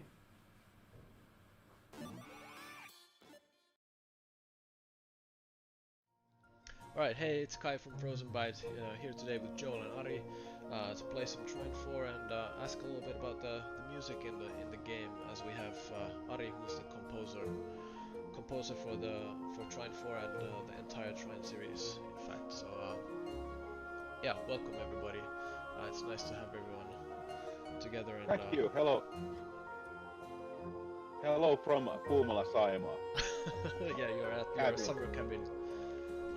Yeah. Very Finnish summer weather there, as we can see. Yeah, very nice.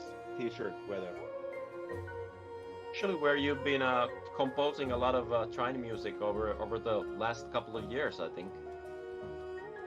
Yeah, Trine 4 took me about a couple of years to compose, plus the expansion, obviously. Yeah. So how did you like working on Trine 4 overall? It was a long project. It was a couple of years, and then the expansion as well. So. Yeah, I enjoyed it as I enjoyed doing any other Trine game, but obviously Trine 4 you could compose to the beautiful sketches the artist drew, so it was like composing music to a painting basically, and you know, it's still so beautiful to just look at the graphics in the game. Yeah. I think. Yeah, I remember you getting involved in the music quite early on in the process. So we had like, as you mentioned, the concept art. Was that the phase when you started composing as well? When you saw the pictures at first, and then the actual levels in the game came later?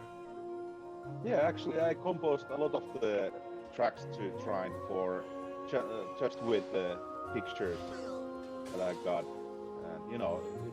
Some of those were so beautiful that I didn't need to play the game even. Yeah. So.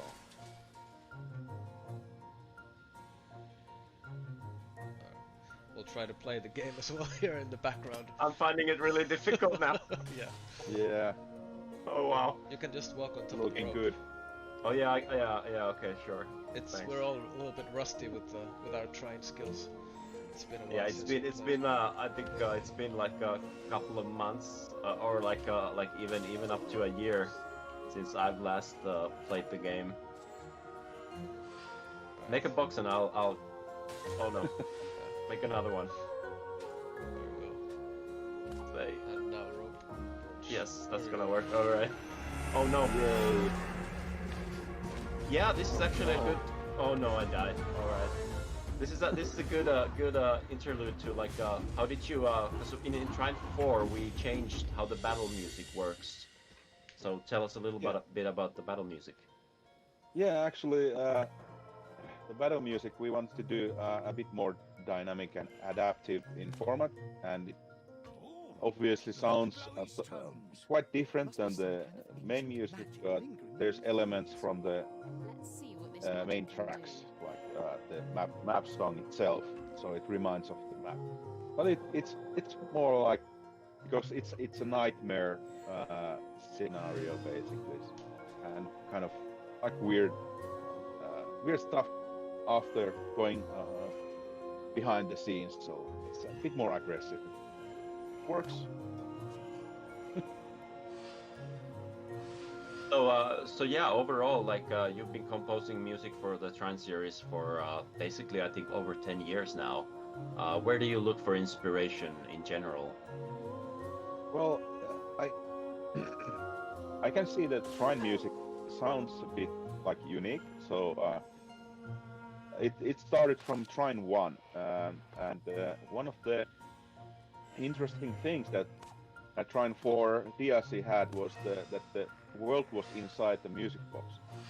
So that was one of the concepts when starting with Trine 1, and the kind of enhanced mystical forest, and all world is behind this music box. That was kind of the starting point. So how do you think the expansion? Oh, yeah. Well, go ahead, Joel. Yeah, no, just saying the expansion Melody of Mystery that we released on PC some months ago, and it's coming on consoles in the spring.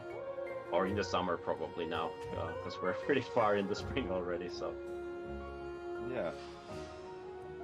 But that concept that the world is inside a giant music box, that was the inspiration that continued until like now. So that makes the music sound so what do you say, melodical, you know, yeah, easy. yeah.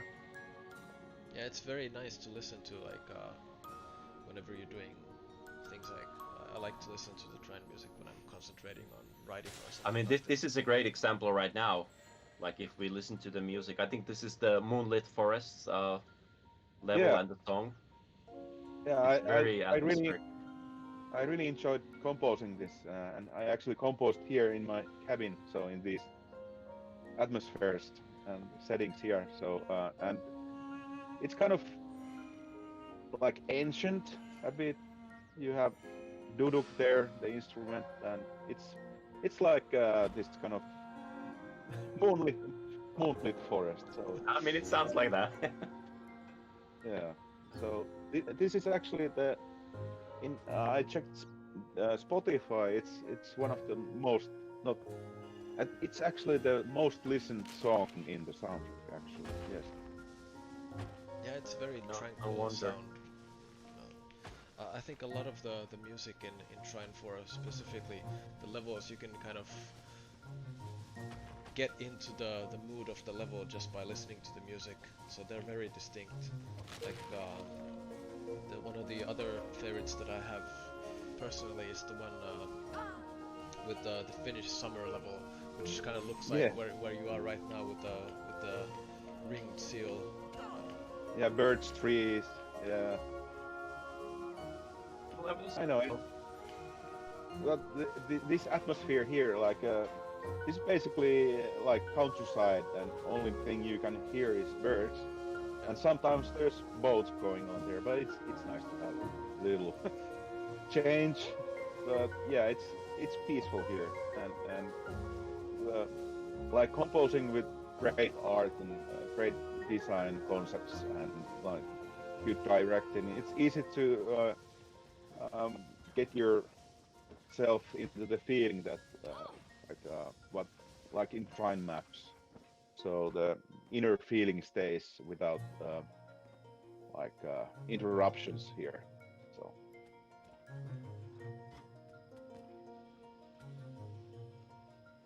We reached a puzzle that I'm scared of. I think there's some Uh-oh. way to climb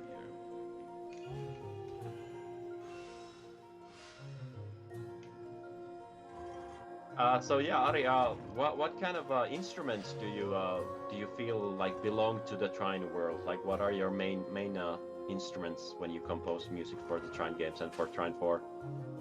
yeah, I think like from the start, like Glockenspiel, like the music box sound, has been one of the iconic instruments behind many tracks. Obviously, there's piano is very important, and lots of wind instruments, flutes, and string instruments, violin. And in Trine 4, I really used cello a lot. So it's like I wanted to have like this soft and like mellow vibe. So it's never too aggressive like the in-game music, except the boss fights. But it's easy to listen. Boss fights, they get a little they have a lot of beating and aggressive, like they get in your face. Yeah, I think that was the point. Like to shock players a bit. Just a total different scenery, and just be careful now. Now you have to fight. But overall, the main music is played a lot. So, and I think it takes a lot of looping as well. So it's good. Okay, Kai, let me just help you out here a little bit, because I think. I'm a little stuck. Where there. are you? I'm down here. Can you pull me up? Okay, I lost my box. I'll take yours. Yay. Can you see the box, or can you get on the box? Well, not from there, wait. Oh no, I lost it again. Okay, that's a good spot. A little bit higher. Alright, I'll try to keep it there. Oh no. You know, one thing I have to mention about this Trine 4 is that the original soundtrack is 1 hour and 43 minutes long, and it's the like biggest soundtrack in Trine series. Oh yeah, the Trine 4 is I think it's the biggest game of the whole series as well. I think it's the longest game and it has the most levels. So yeah, that reflects in the songs as well, because each level has a unique song, and that was I can imagine that was a lot of work to compose all those songs. And even the DLC has 31 minutes of original music. So, like, Trine 4 now it's over 2 hours. Yeah, that almost is 2.5 hours. That is a lot of original music. Yeah. And the quality is great. I mean, of course, I'm biased. I'm a developer. I've been hearing this music throughout the years, and like, but still, it is absolutely amazing. So you did a really great work on that. Yeah, luckily this time I had like time to do it, and it was basically like I would say like 1 track per 1 week. Not final version, but like I would say like one full and final version would take like 2 weeks with the adaptations and live instrumentation here and there. So a lot of work. It's amazing how the different the songs, they sound very diverse.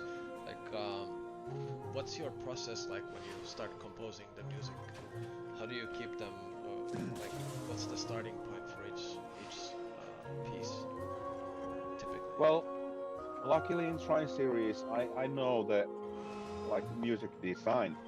So when I'm doing like music from Caribbean, let's say in Trine map, I'm including this kind of like medieval folk story behind it. So it has the elements of the location, but the feeling of the medieval ages and the kind of folk story book, and you know, storyteller is a major thing in Trine. So it's kind of this story for children, perhaps, but like it has these elements of like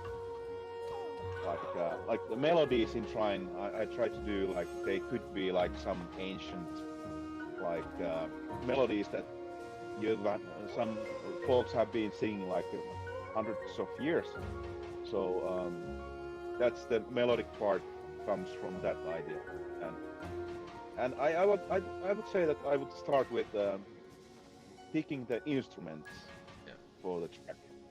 So if I would do like let's say I would do music like this background behind me. So we had this kind of map in Trine 4. What was it called? I can check. It was yeah, you had lots of birch trees there, and you know, I think it was what was it? Goldleaf Garden? Maybe. Goldleaf Garden, I think that's the autumn one. Yeah. So I added like Finnish accordion to the background, and I wanted to sound a bit like Finnish folk pop song, a bit. So, but like positive in nature. So it was a funny thing to do actually, like composing that song here, because the scenery was basically the same as in the games. Yeah. Got it in a tight spot, sorry. Yeah, you're progressing in the level, and it's starting to get a lot harder to concentrate on anything but the playing. Should we take a look at the summer level? Yeah, let's do that. Let's switch to that one. So Goldleaf Garden is the autumn version. Then we have Firwood Water, I think, is the summer one, which looks like your background. So let's take a look at that one. There was a nice squirrel on the. Yeah, the seal. Is this the seal map? Yeah, the ringed seal. Yeah, I think we can see it on the loading screen. So yeah. Yeah. Alright, so here we have the scenery that looks kind of like what you have in your real world right now at your summer. Maybe not right now, but like like in the summer. Once the true summer kicks in, it should hopefully look like this. In here, this Saimaa Lake, we have this very endangered species called seal of Saimaa, Saimaa norppa. It's called norppa, and you have like maybe 400. Like, was it? I haven't checked. I think it's 400. I think I read somewhere that they counted 400, and maybe they think it's 600 total. It's like it's super rare. It's like like if you play Pokemon game, you can find some super legendary Pokemon. It's that rare basically. So I actually seen a couple of guys here. So they're funny. Oh, you've actually seen them there? Yeah, I have. Every year, couple of times. I think they had a really good season for having their cubs in the winter, because there was a lot of snow, so they were able to make nests and all that stuff. So that this last winter, despite Corona and despite every other hardship, was good for the Saimaa seals. Saimaa ringed seal, I think, is like the official name or something. Yeah, but it's funny that in this map you actually have this Finnish culture behind it, and the kind of sceneries that I have here as well. And obviously the seal is the important thing. I think it's a fan favorite as well. Like, I've seen posts about it. People like it. Yeah, and I think our artist went to work on this level as well. Oh, like there it is. So cute. Note to anybody: don't do this in real life, though. This is a fantasy jump. We actually address this jumping on the seal later on in the level where they say that you shouldn't really jump on seals in the real world. But this is a magical trine seal, so it's helping us in the level. The seal looks a bit angry, actually. Wow. I think it looks pretty happy. Unlike Does it? Oh, sometimes it looks a bit angry. Well, it might Look be at the frog angry. as well. It might be because of the fishermen. Yeah. But now you can hear in this track you have the accordion.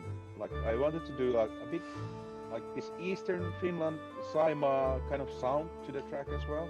But it's still trine music. Like, it obviously sounds like trine. But there's, in every map there's some surprise what comes to the instrumentation and the melodies. It's so fun to create the music for this game. Like, really inspirational stuff. So you said accordion for this level? Yeah, accordion. I composed it like 2 years ago. From my memory, it's great. But it has this like waltz, like 3 to 4 waltz, like setup going on there. So it's a bit more like summer waltz. Summer waltz.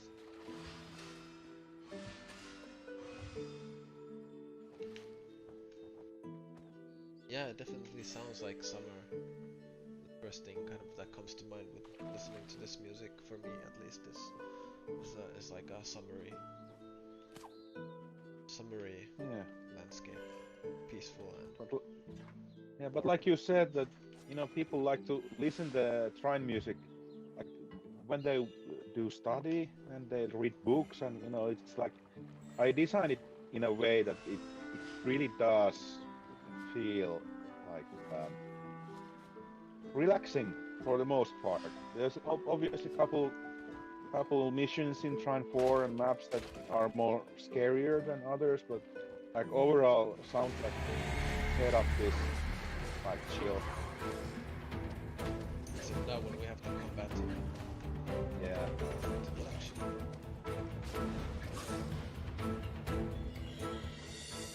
And then back to the Sun high in the sky. calm It's center. a great day to go out looking for a lost prince. Alright. Also, yeah. Did we have other questions? That's about it. I think I guess like for Ari, what's next? Do you have a project in the pipeline? Anything you want to share? I haven't composed anything since last September. So 9 months I've been having just, chill. Taking a little time off. Yeah, I wanted to listen much more music that I never had time to listen music and create playlists and stuff like that. I have been doing that, and obviously been here in my cabin and just being in nature, like doing sauna, obviously, and went to the lake with my boat and fishing. Just like nice life quality things, and spent time with my kids, and it's been eye-opening and recharging. Yes. And, I've been in the game industry professionally since 2003. I started with Frozen Byte. It was the Shadowgrounds game in 2005. And Eurovision Song Contest was just now, and I remember that I did the guitar riffs with Eamon, the guitarist from Lordi, that won the Eurovision contest, and it was actually pretty weird to see the guys win the contest in Eurovision like in the same year when the game came up. So, and I actually texted Eamon to the Eurovision Song Contest, like, "What's up, guys? Like, I think you're like top 3, maybe win." He actually sent me text back, and let's see. So that was fun. But yeah, long time of doing soundtracks. I can't even remember how many I've done, like how much music I've composed so far. So yeah, I mean, there's countless games you've composed too. Yeah, and that's why I needed to do the break. Yeah, good idea.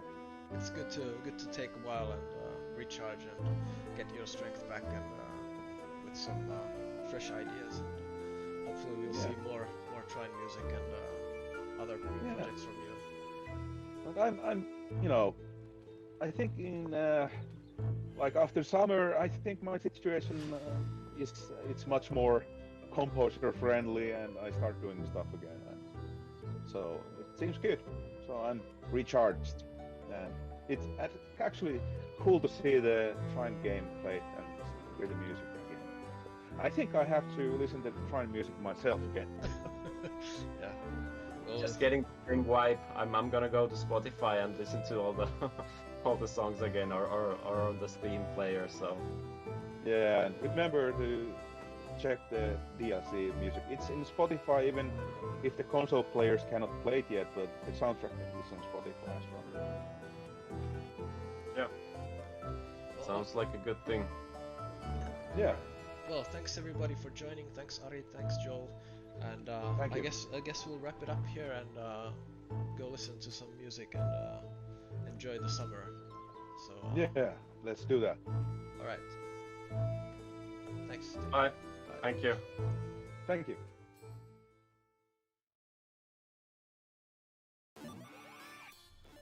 Thank you so much to Frozen Byte for that video.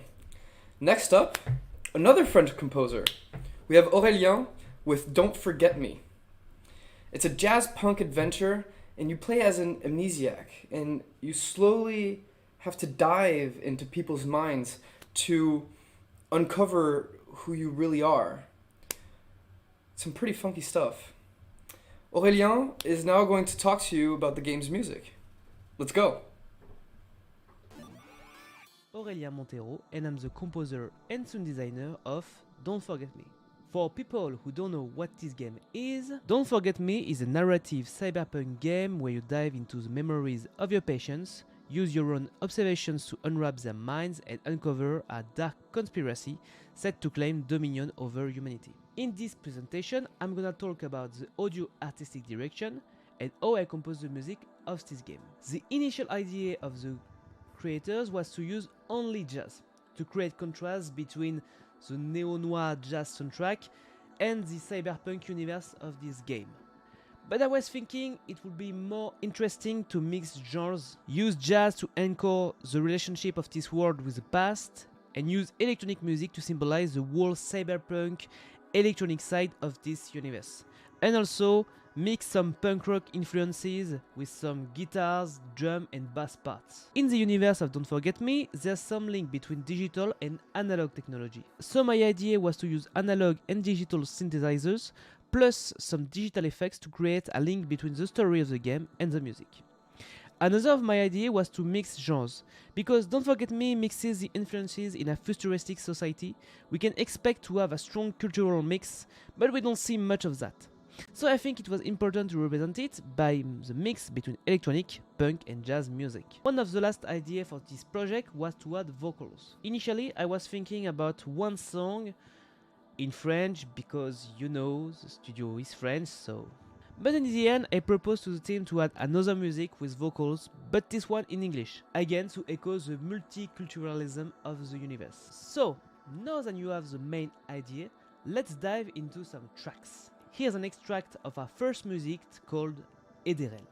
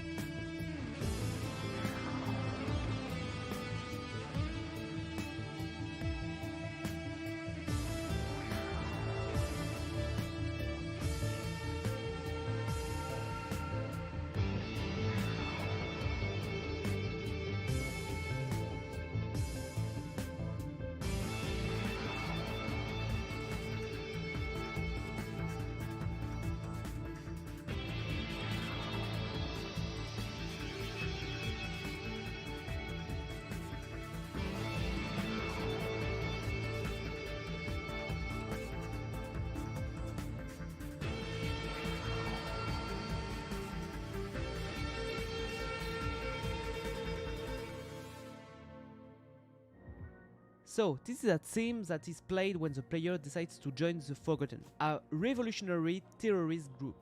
The first part is there to represent the doubt, hence the heavy question that Ederel asks him. Does the player want to join the revolution? If the player says yes, the second part of the music starts. The idea of the second part is to represent all the revolutionary sides through music. The guitar being there to represent the revolutionary commitment of the characters and everything around to symbolize the universe. As if the guitar sounded like a cry of anger in a universe that rejects it. That's also why the guitar glitch symbolizes the digitalization of memories. There's not that much layer on this track because I wanted to keep it as simple as possible, but still keep the mysterious and technological side. Let's take a look at another tracks, very different, called Je ne peux oublier.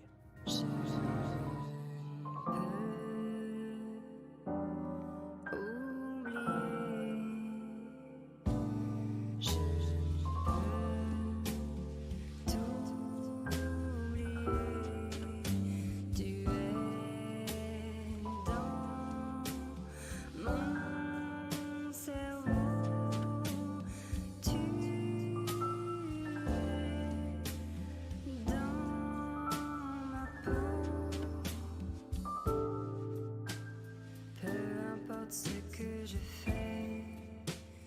Mon cœur est gravé par ce passé. Et même si j'accours, je serai pris de coups, car le temps est toujours trop court. Je repense à tous ces mots, tous ces remords, tous ces rêves morts. Et c'est si trompeur, et ça me fait peur.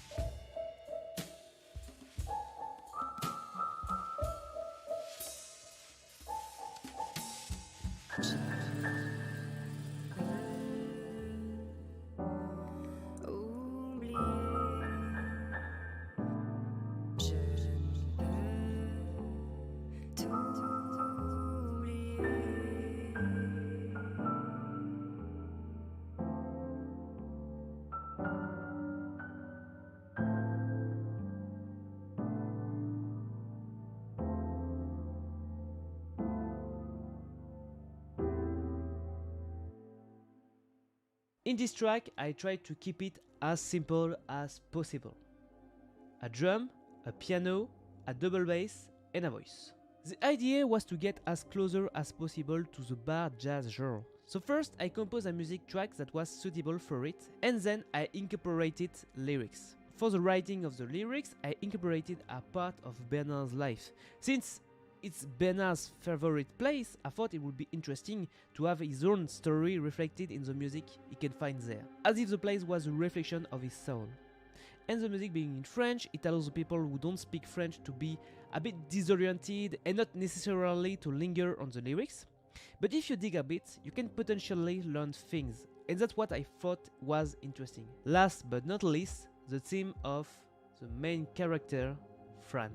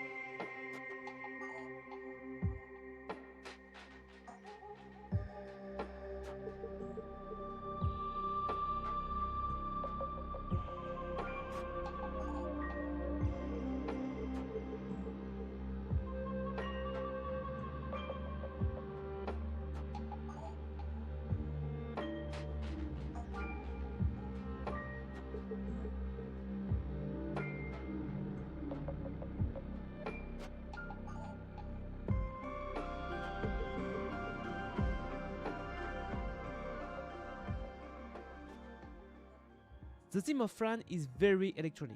There's a lot of different layers of synthesizers and that blend together in this kind of vastness that you can feel. Also, since Fran has amnesia, I thought it was interesting to lose the player through her theme. Mixing the atmospheres at the beginning very dynamic, then very soft towards the middle.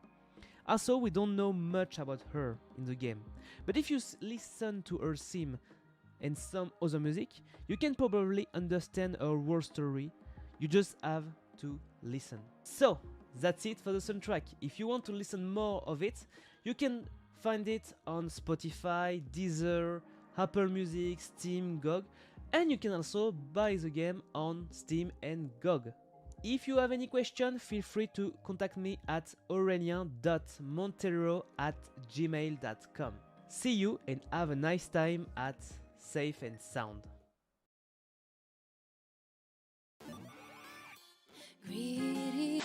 Seems we have another nightmare on our hands. There's a heavy.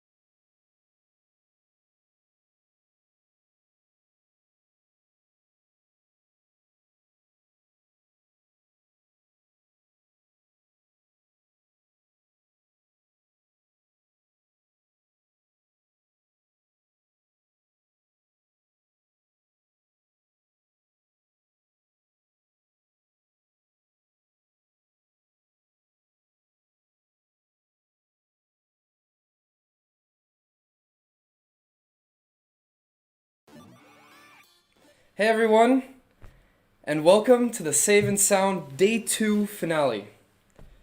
Congratulations on making it this far. If you've missed certain things that you would like to see, well, the VOD will be uploaded to YouTube and to Twitch as per usual. Now, we have a very special and exclusive final piece for you tonight. Darren Korb and Ashley Barrett. I don't know if you've heard their names before, maybe Supergiant Games rings a bell. But they will be singing songs from the Supergiant Games roster. The studio is responsible for banger after banger, Bastion, Transistor, Pyre, and most recently, Hades. If you haven't played all 4 of them, alright, I think it's time that we just dive in.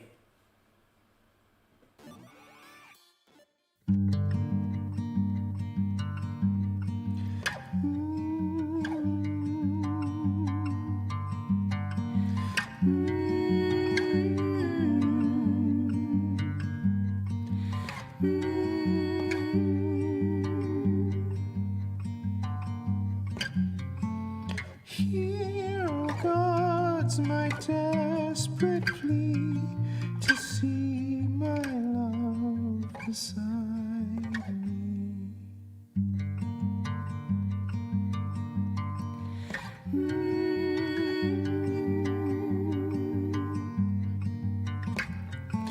Sunk below the mortal sea, a rancor weighs upon me.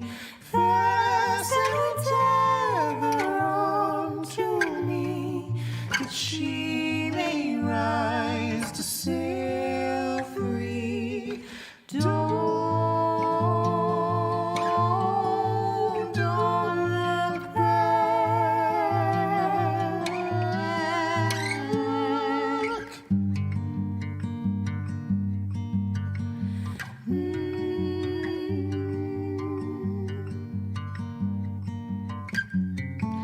close enough. The light we can see, no doubt betrays the better of me. Glance to the stern is all it would be. That anguished shame shall haunt me.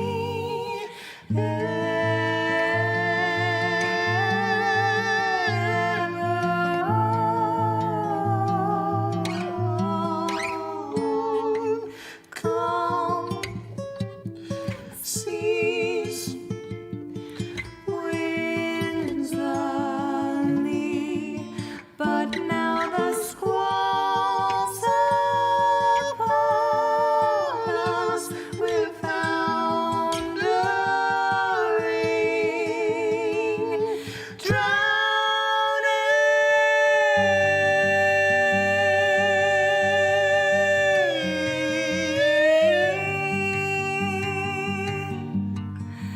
Don't look back. Don't look back. Don't look back. Don't look back. Don't look back. Hello, I'm Darren Korb. This is Ashley Barrett. Hello. Thank you for having us at Save and Sound. We're excited to be here, play some tunes from all the different games and the Songs of Supergiant Games album, which we have, a collection of just about all these songs that we're going to play today on. And we are happy to be performing for people, in a sense. So, this is going to be a good time. So that was called Lament of Orpheus, and it is from our latest game, Hades.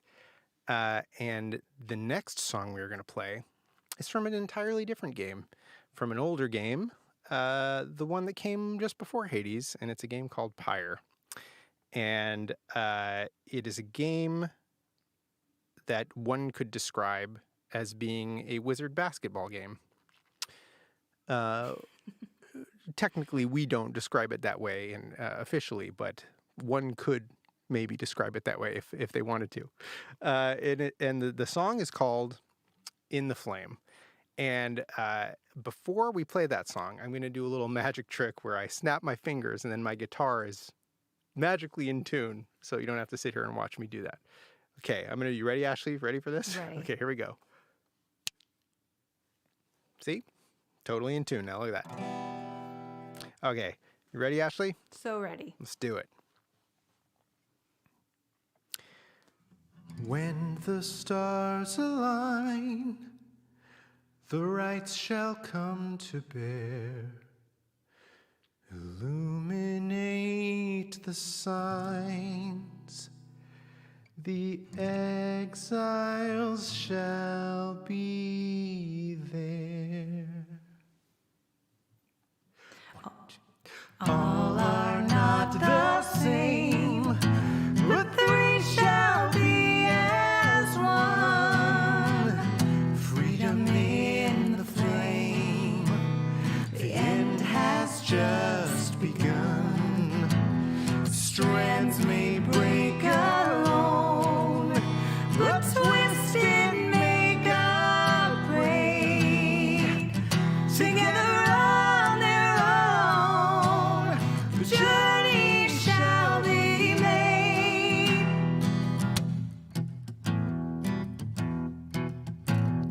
Huddled in the cold, backs against the storm. The timid and the bold, They keep each other warm, shivering alone, but joined are unafraid. Together on their own, the journey shall be made. The journey shall be made.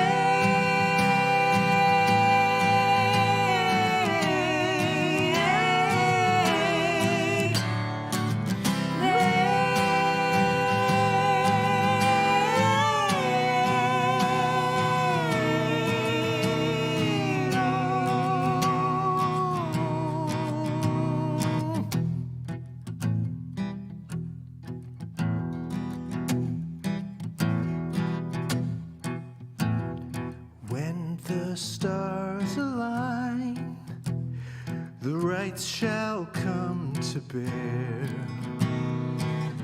Illuminate the signs, the exile shall be there.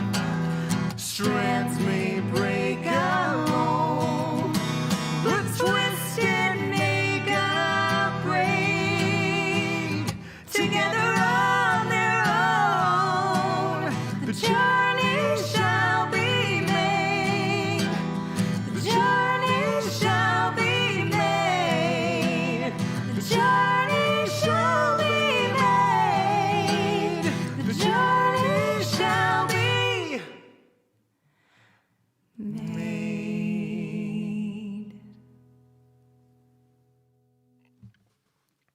All right. In the Flame from Pyre. Also on the Songs of Supergiant Games album that we have. So we're going to take it back. We're going back stepwise in a little time machine. The next one is from the game immediately before Pyre called Transistor. And I'm going to play it for you. But I may not even tell you what it is. I'll tell you after. How about that? It's a surprise. We'll mix it up. Here we go. I'm going to snap my fingers, and we're going to be there. Guitar will be in tune. Capo will be in position. The whole shebang. All right, here we go. Wow, look at that. Where'd that come from? There's a capo on the guitar now. It's amazing. Incredible. Okay. You ready, Ashley? Here we go.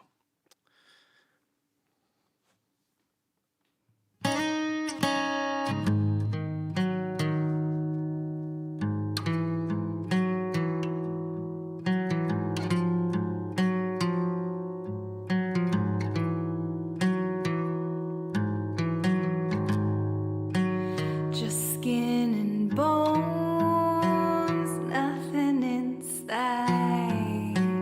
Sleeping alone, fingers tie themselves in knots around the heart. It beats in time. I see the spine of the world sparkle and shine like the inside. I see the sign of the world. You know it's mine, twisted and tied.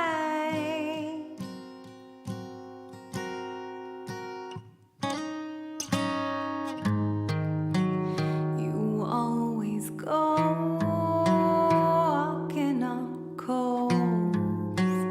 Walk away slow, feel the fire light your way to me. My siren song for you. I see the spine of the world sparkle and shine like the inside. I see the sign of the world. You know it's mine, twisted and tied. I see the spine, so come with me. We'll fly right over, right over.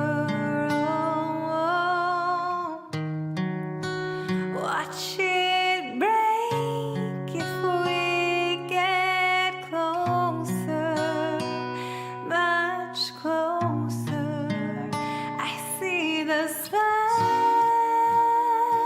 of the world sparkle and shine like the inside.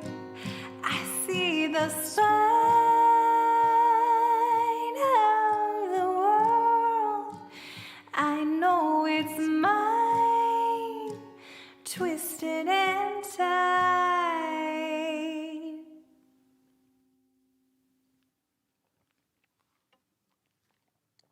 That was The Spine. Sure That's what that one was called, in case you didn't guess from us repeating The Spine over and over again in the chorus. Yeah, so we're going to keep the trip going. That was from Transistor. We're going to keep going back. Again, even further back in time. The year is 2011. and we're going to play a little bit of music from a game called Bastion. And it involves a different guitar, so I'm going to have to summon up lots of snapping magic for this one. So here we go. I'm going to summon all of my might. And when I snap my fingers, this guitar will be replaced with an entirely different guitar. Here we go. Ha! Oh, look at that. I did it. You did it. Totally different guitar. Amazing. Can you believe that, Ashley? Wow, incredible. Well done, everybody. Did it with your support. Okay, let's do it. Here we go. 1, 2, 1, 2, 3.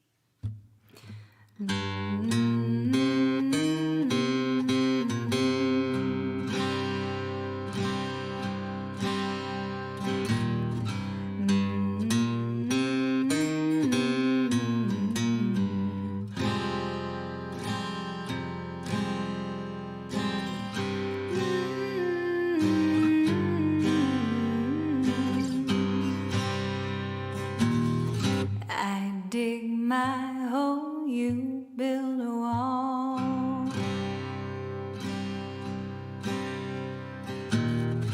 I dig my hole, you build a wall.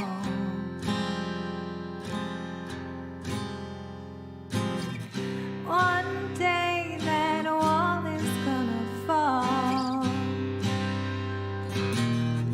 Gonna build that city on a hill.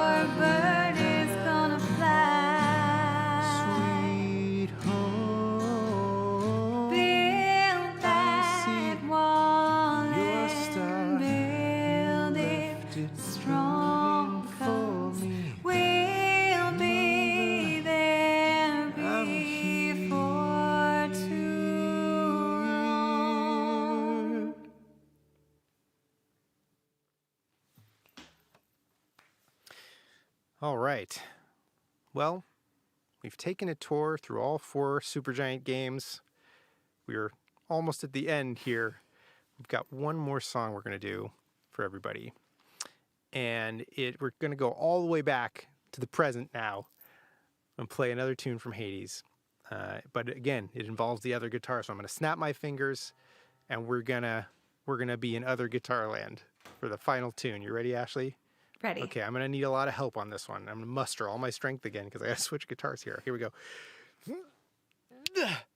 Ha! Success! We did it, everyone. Thank you for your help. Got back the other guitar. We're at the end of our journey through time and space and all of the Supergiant games. Ashley, you ready for our very last song? Sure am. Good riddance? Mm-hmm. Okay, let's do it.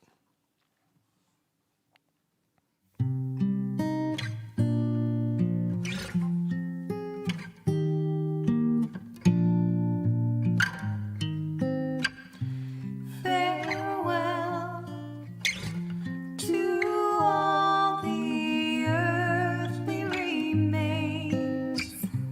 No burdens, no further debts to be paid.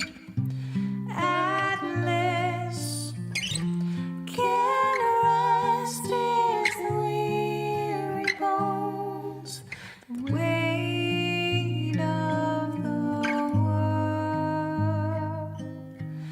all falls away in time.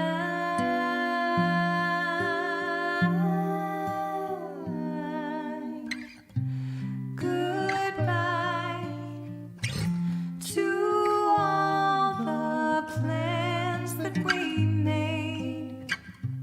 No contracts, I'm free to do as I may.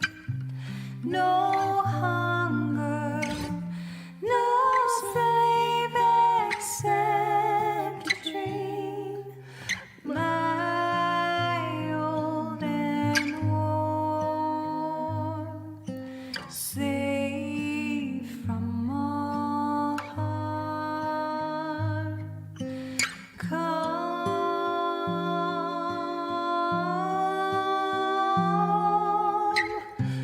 good riddance to all the thieves, to all the fools that stifled me. They've come and gone and passed me by. Good riddance to all. Farewell to all the earthly remains. No burdens, no further debts to be paid. Atlas can rest his weary bones. The weight of the world all falls away in time.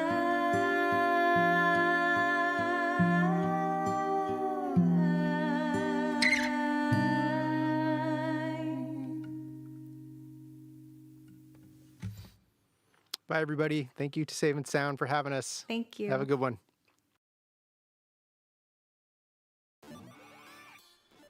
Wow. I got chills. I'm your host, Hans. But more importantly, you just watched Save and Sound Day 2. Thank you all for tuning in. It's been fantastic talking with all of you in chat. It's not our final day though. We still have Save and Sound Day 3 coming up tomorrow, 7 p.m. CEST. If you've missed any of the pieces, or you would just simply like to rewatch it, the VOD is going to be on Twitch. It's also going to be uploaded on YouTube. If you want more information, you can go to saveandsound.io, and hopefully we'll see you tomorrow. Until then. Seems we have another nightmare on our hands. There's a heavy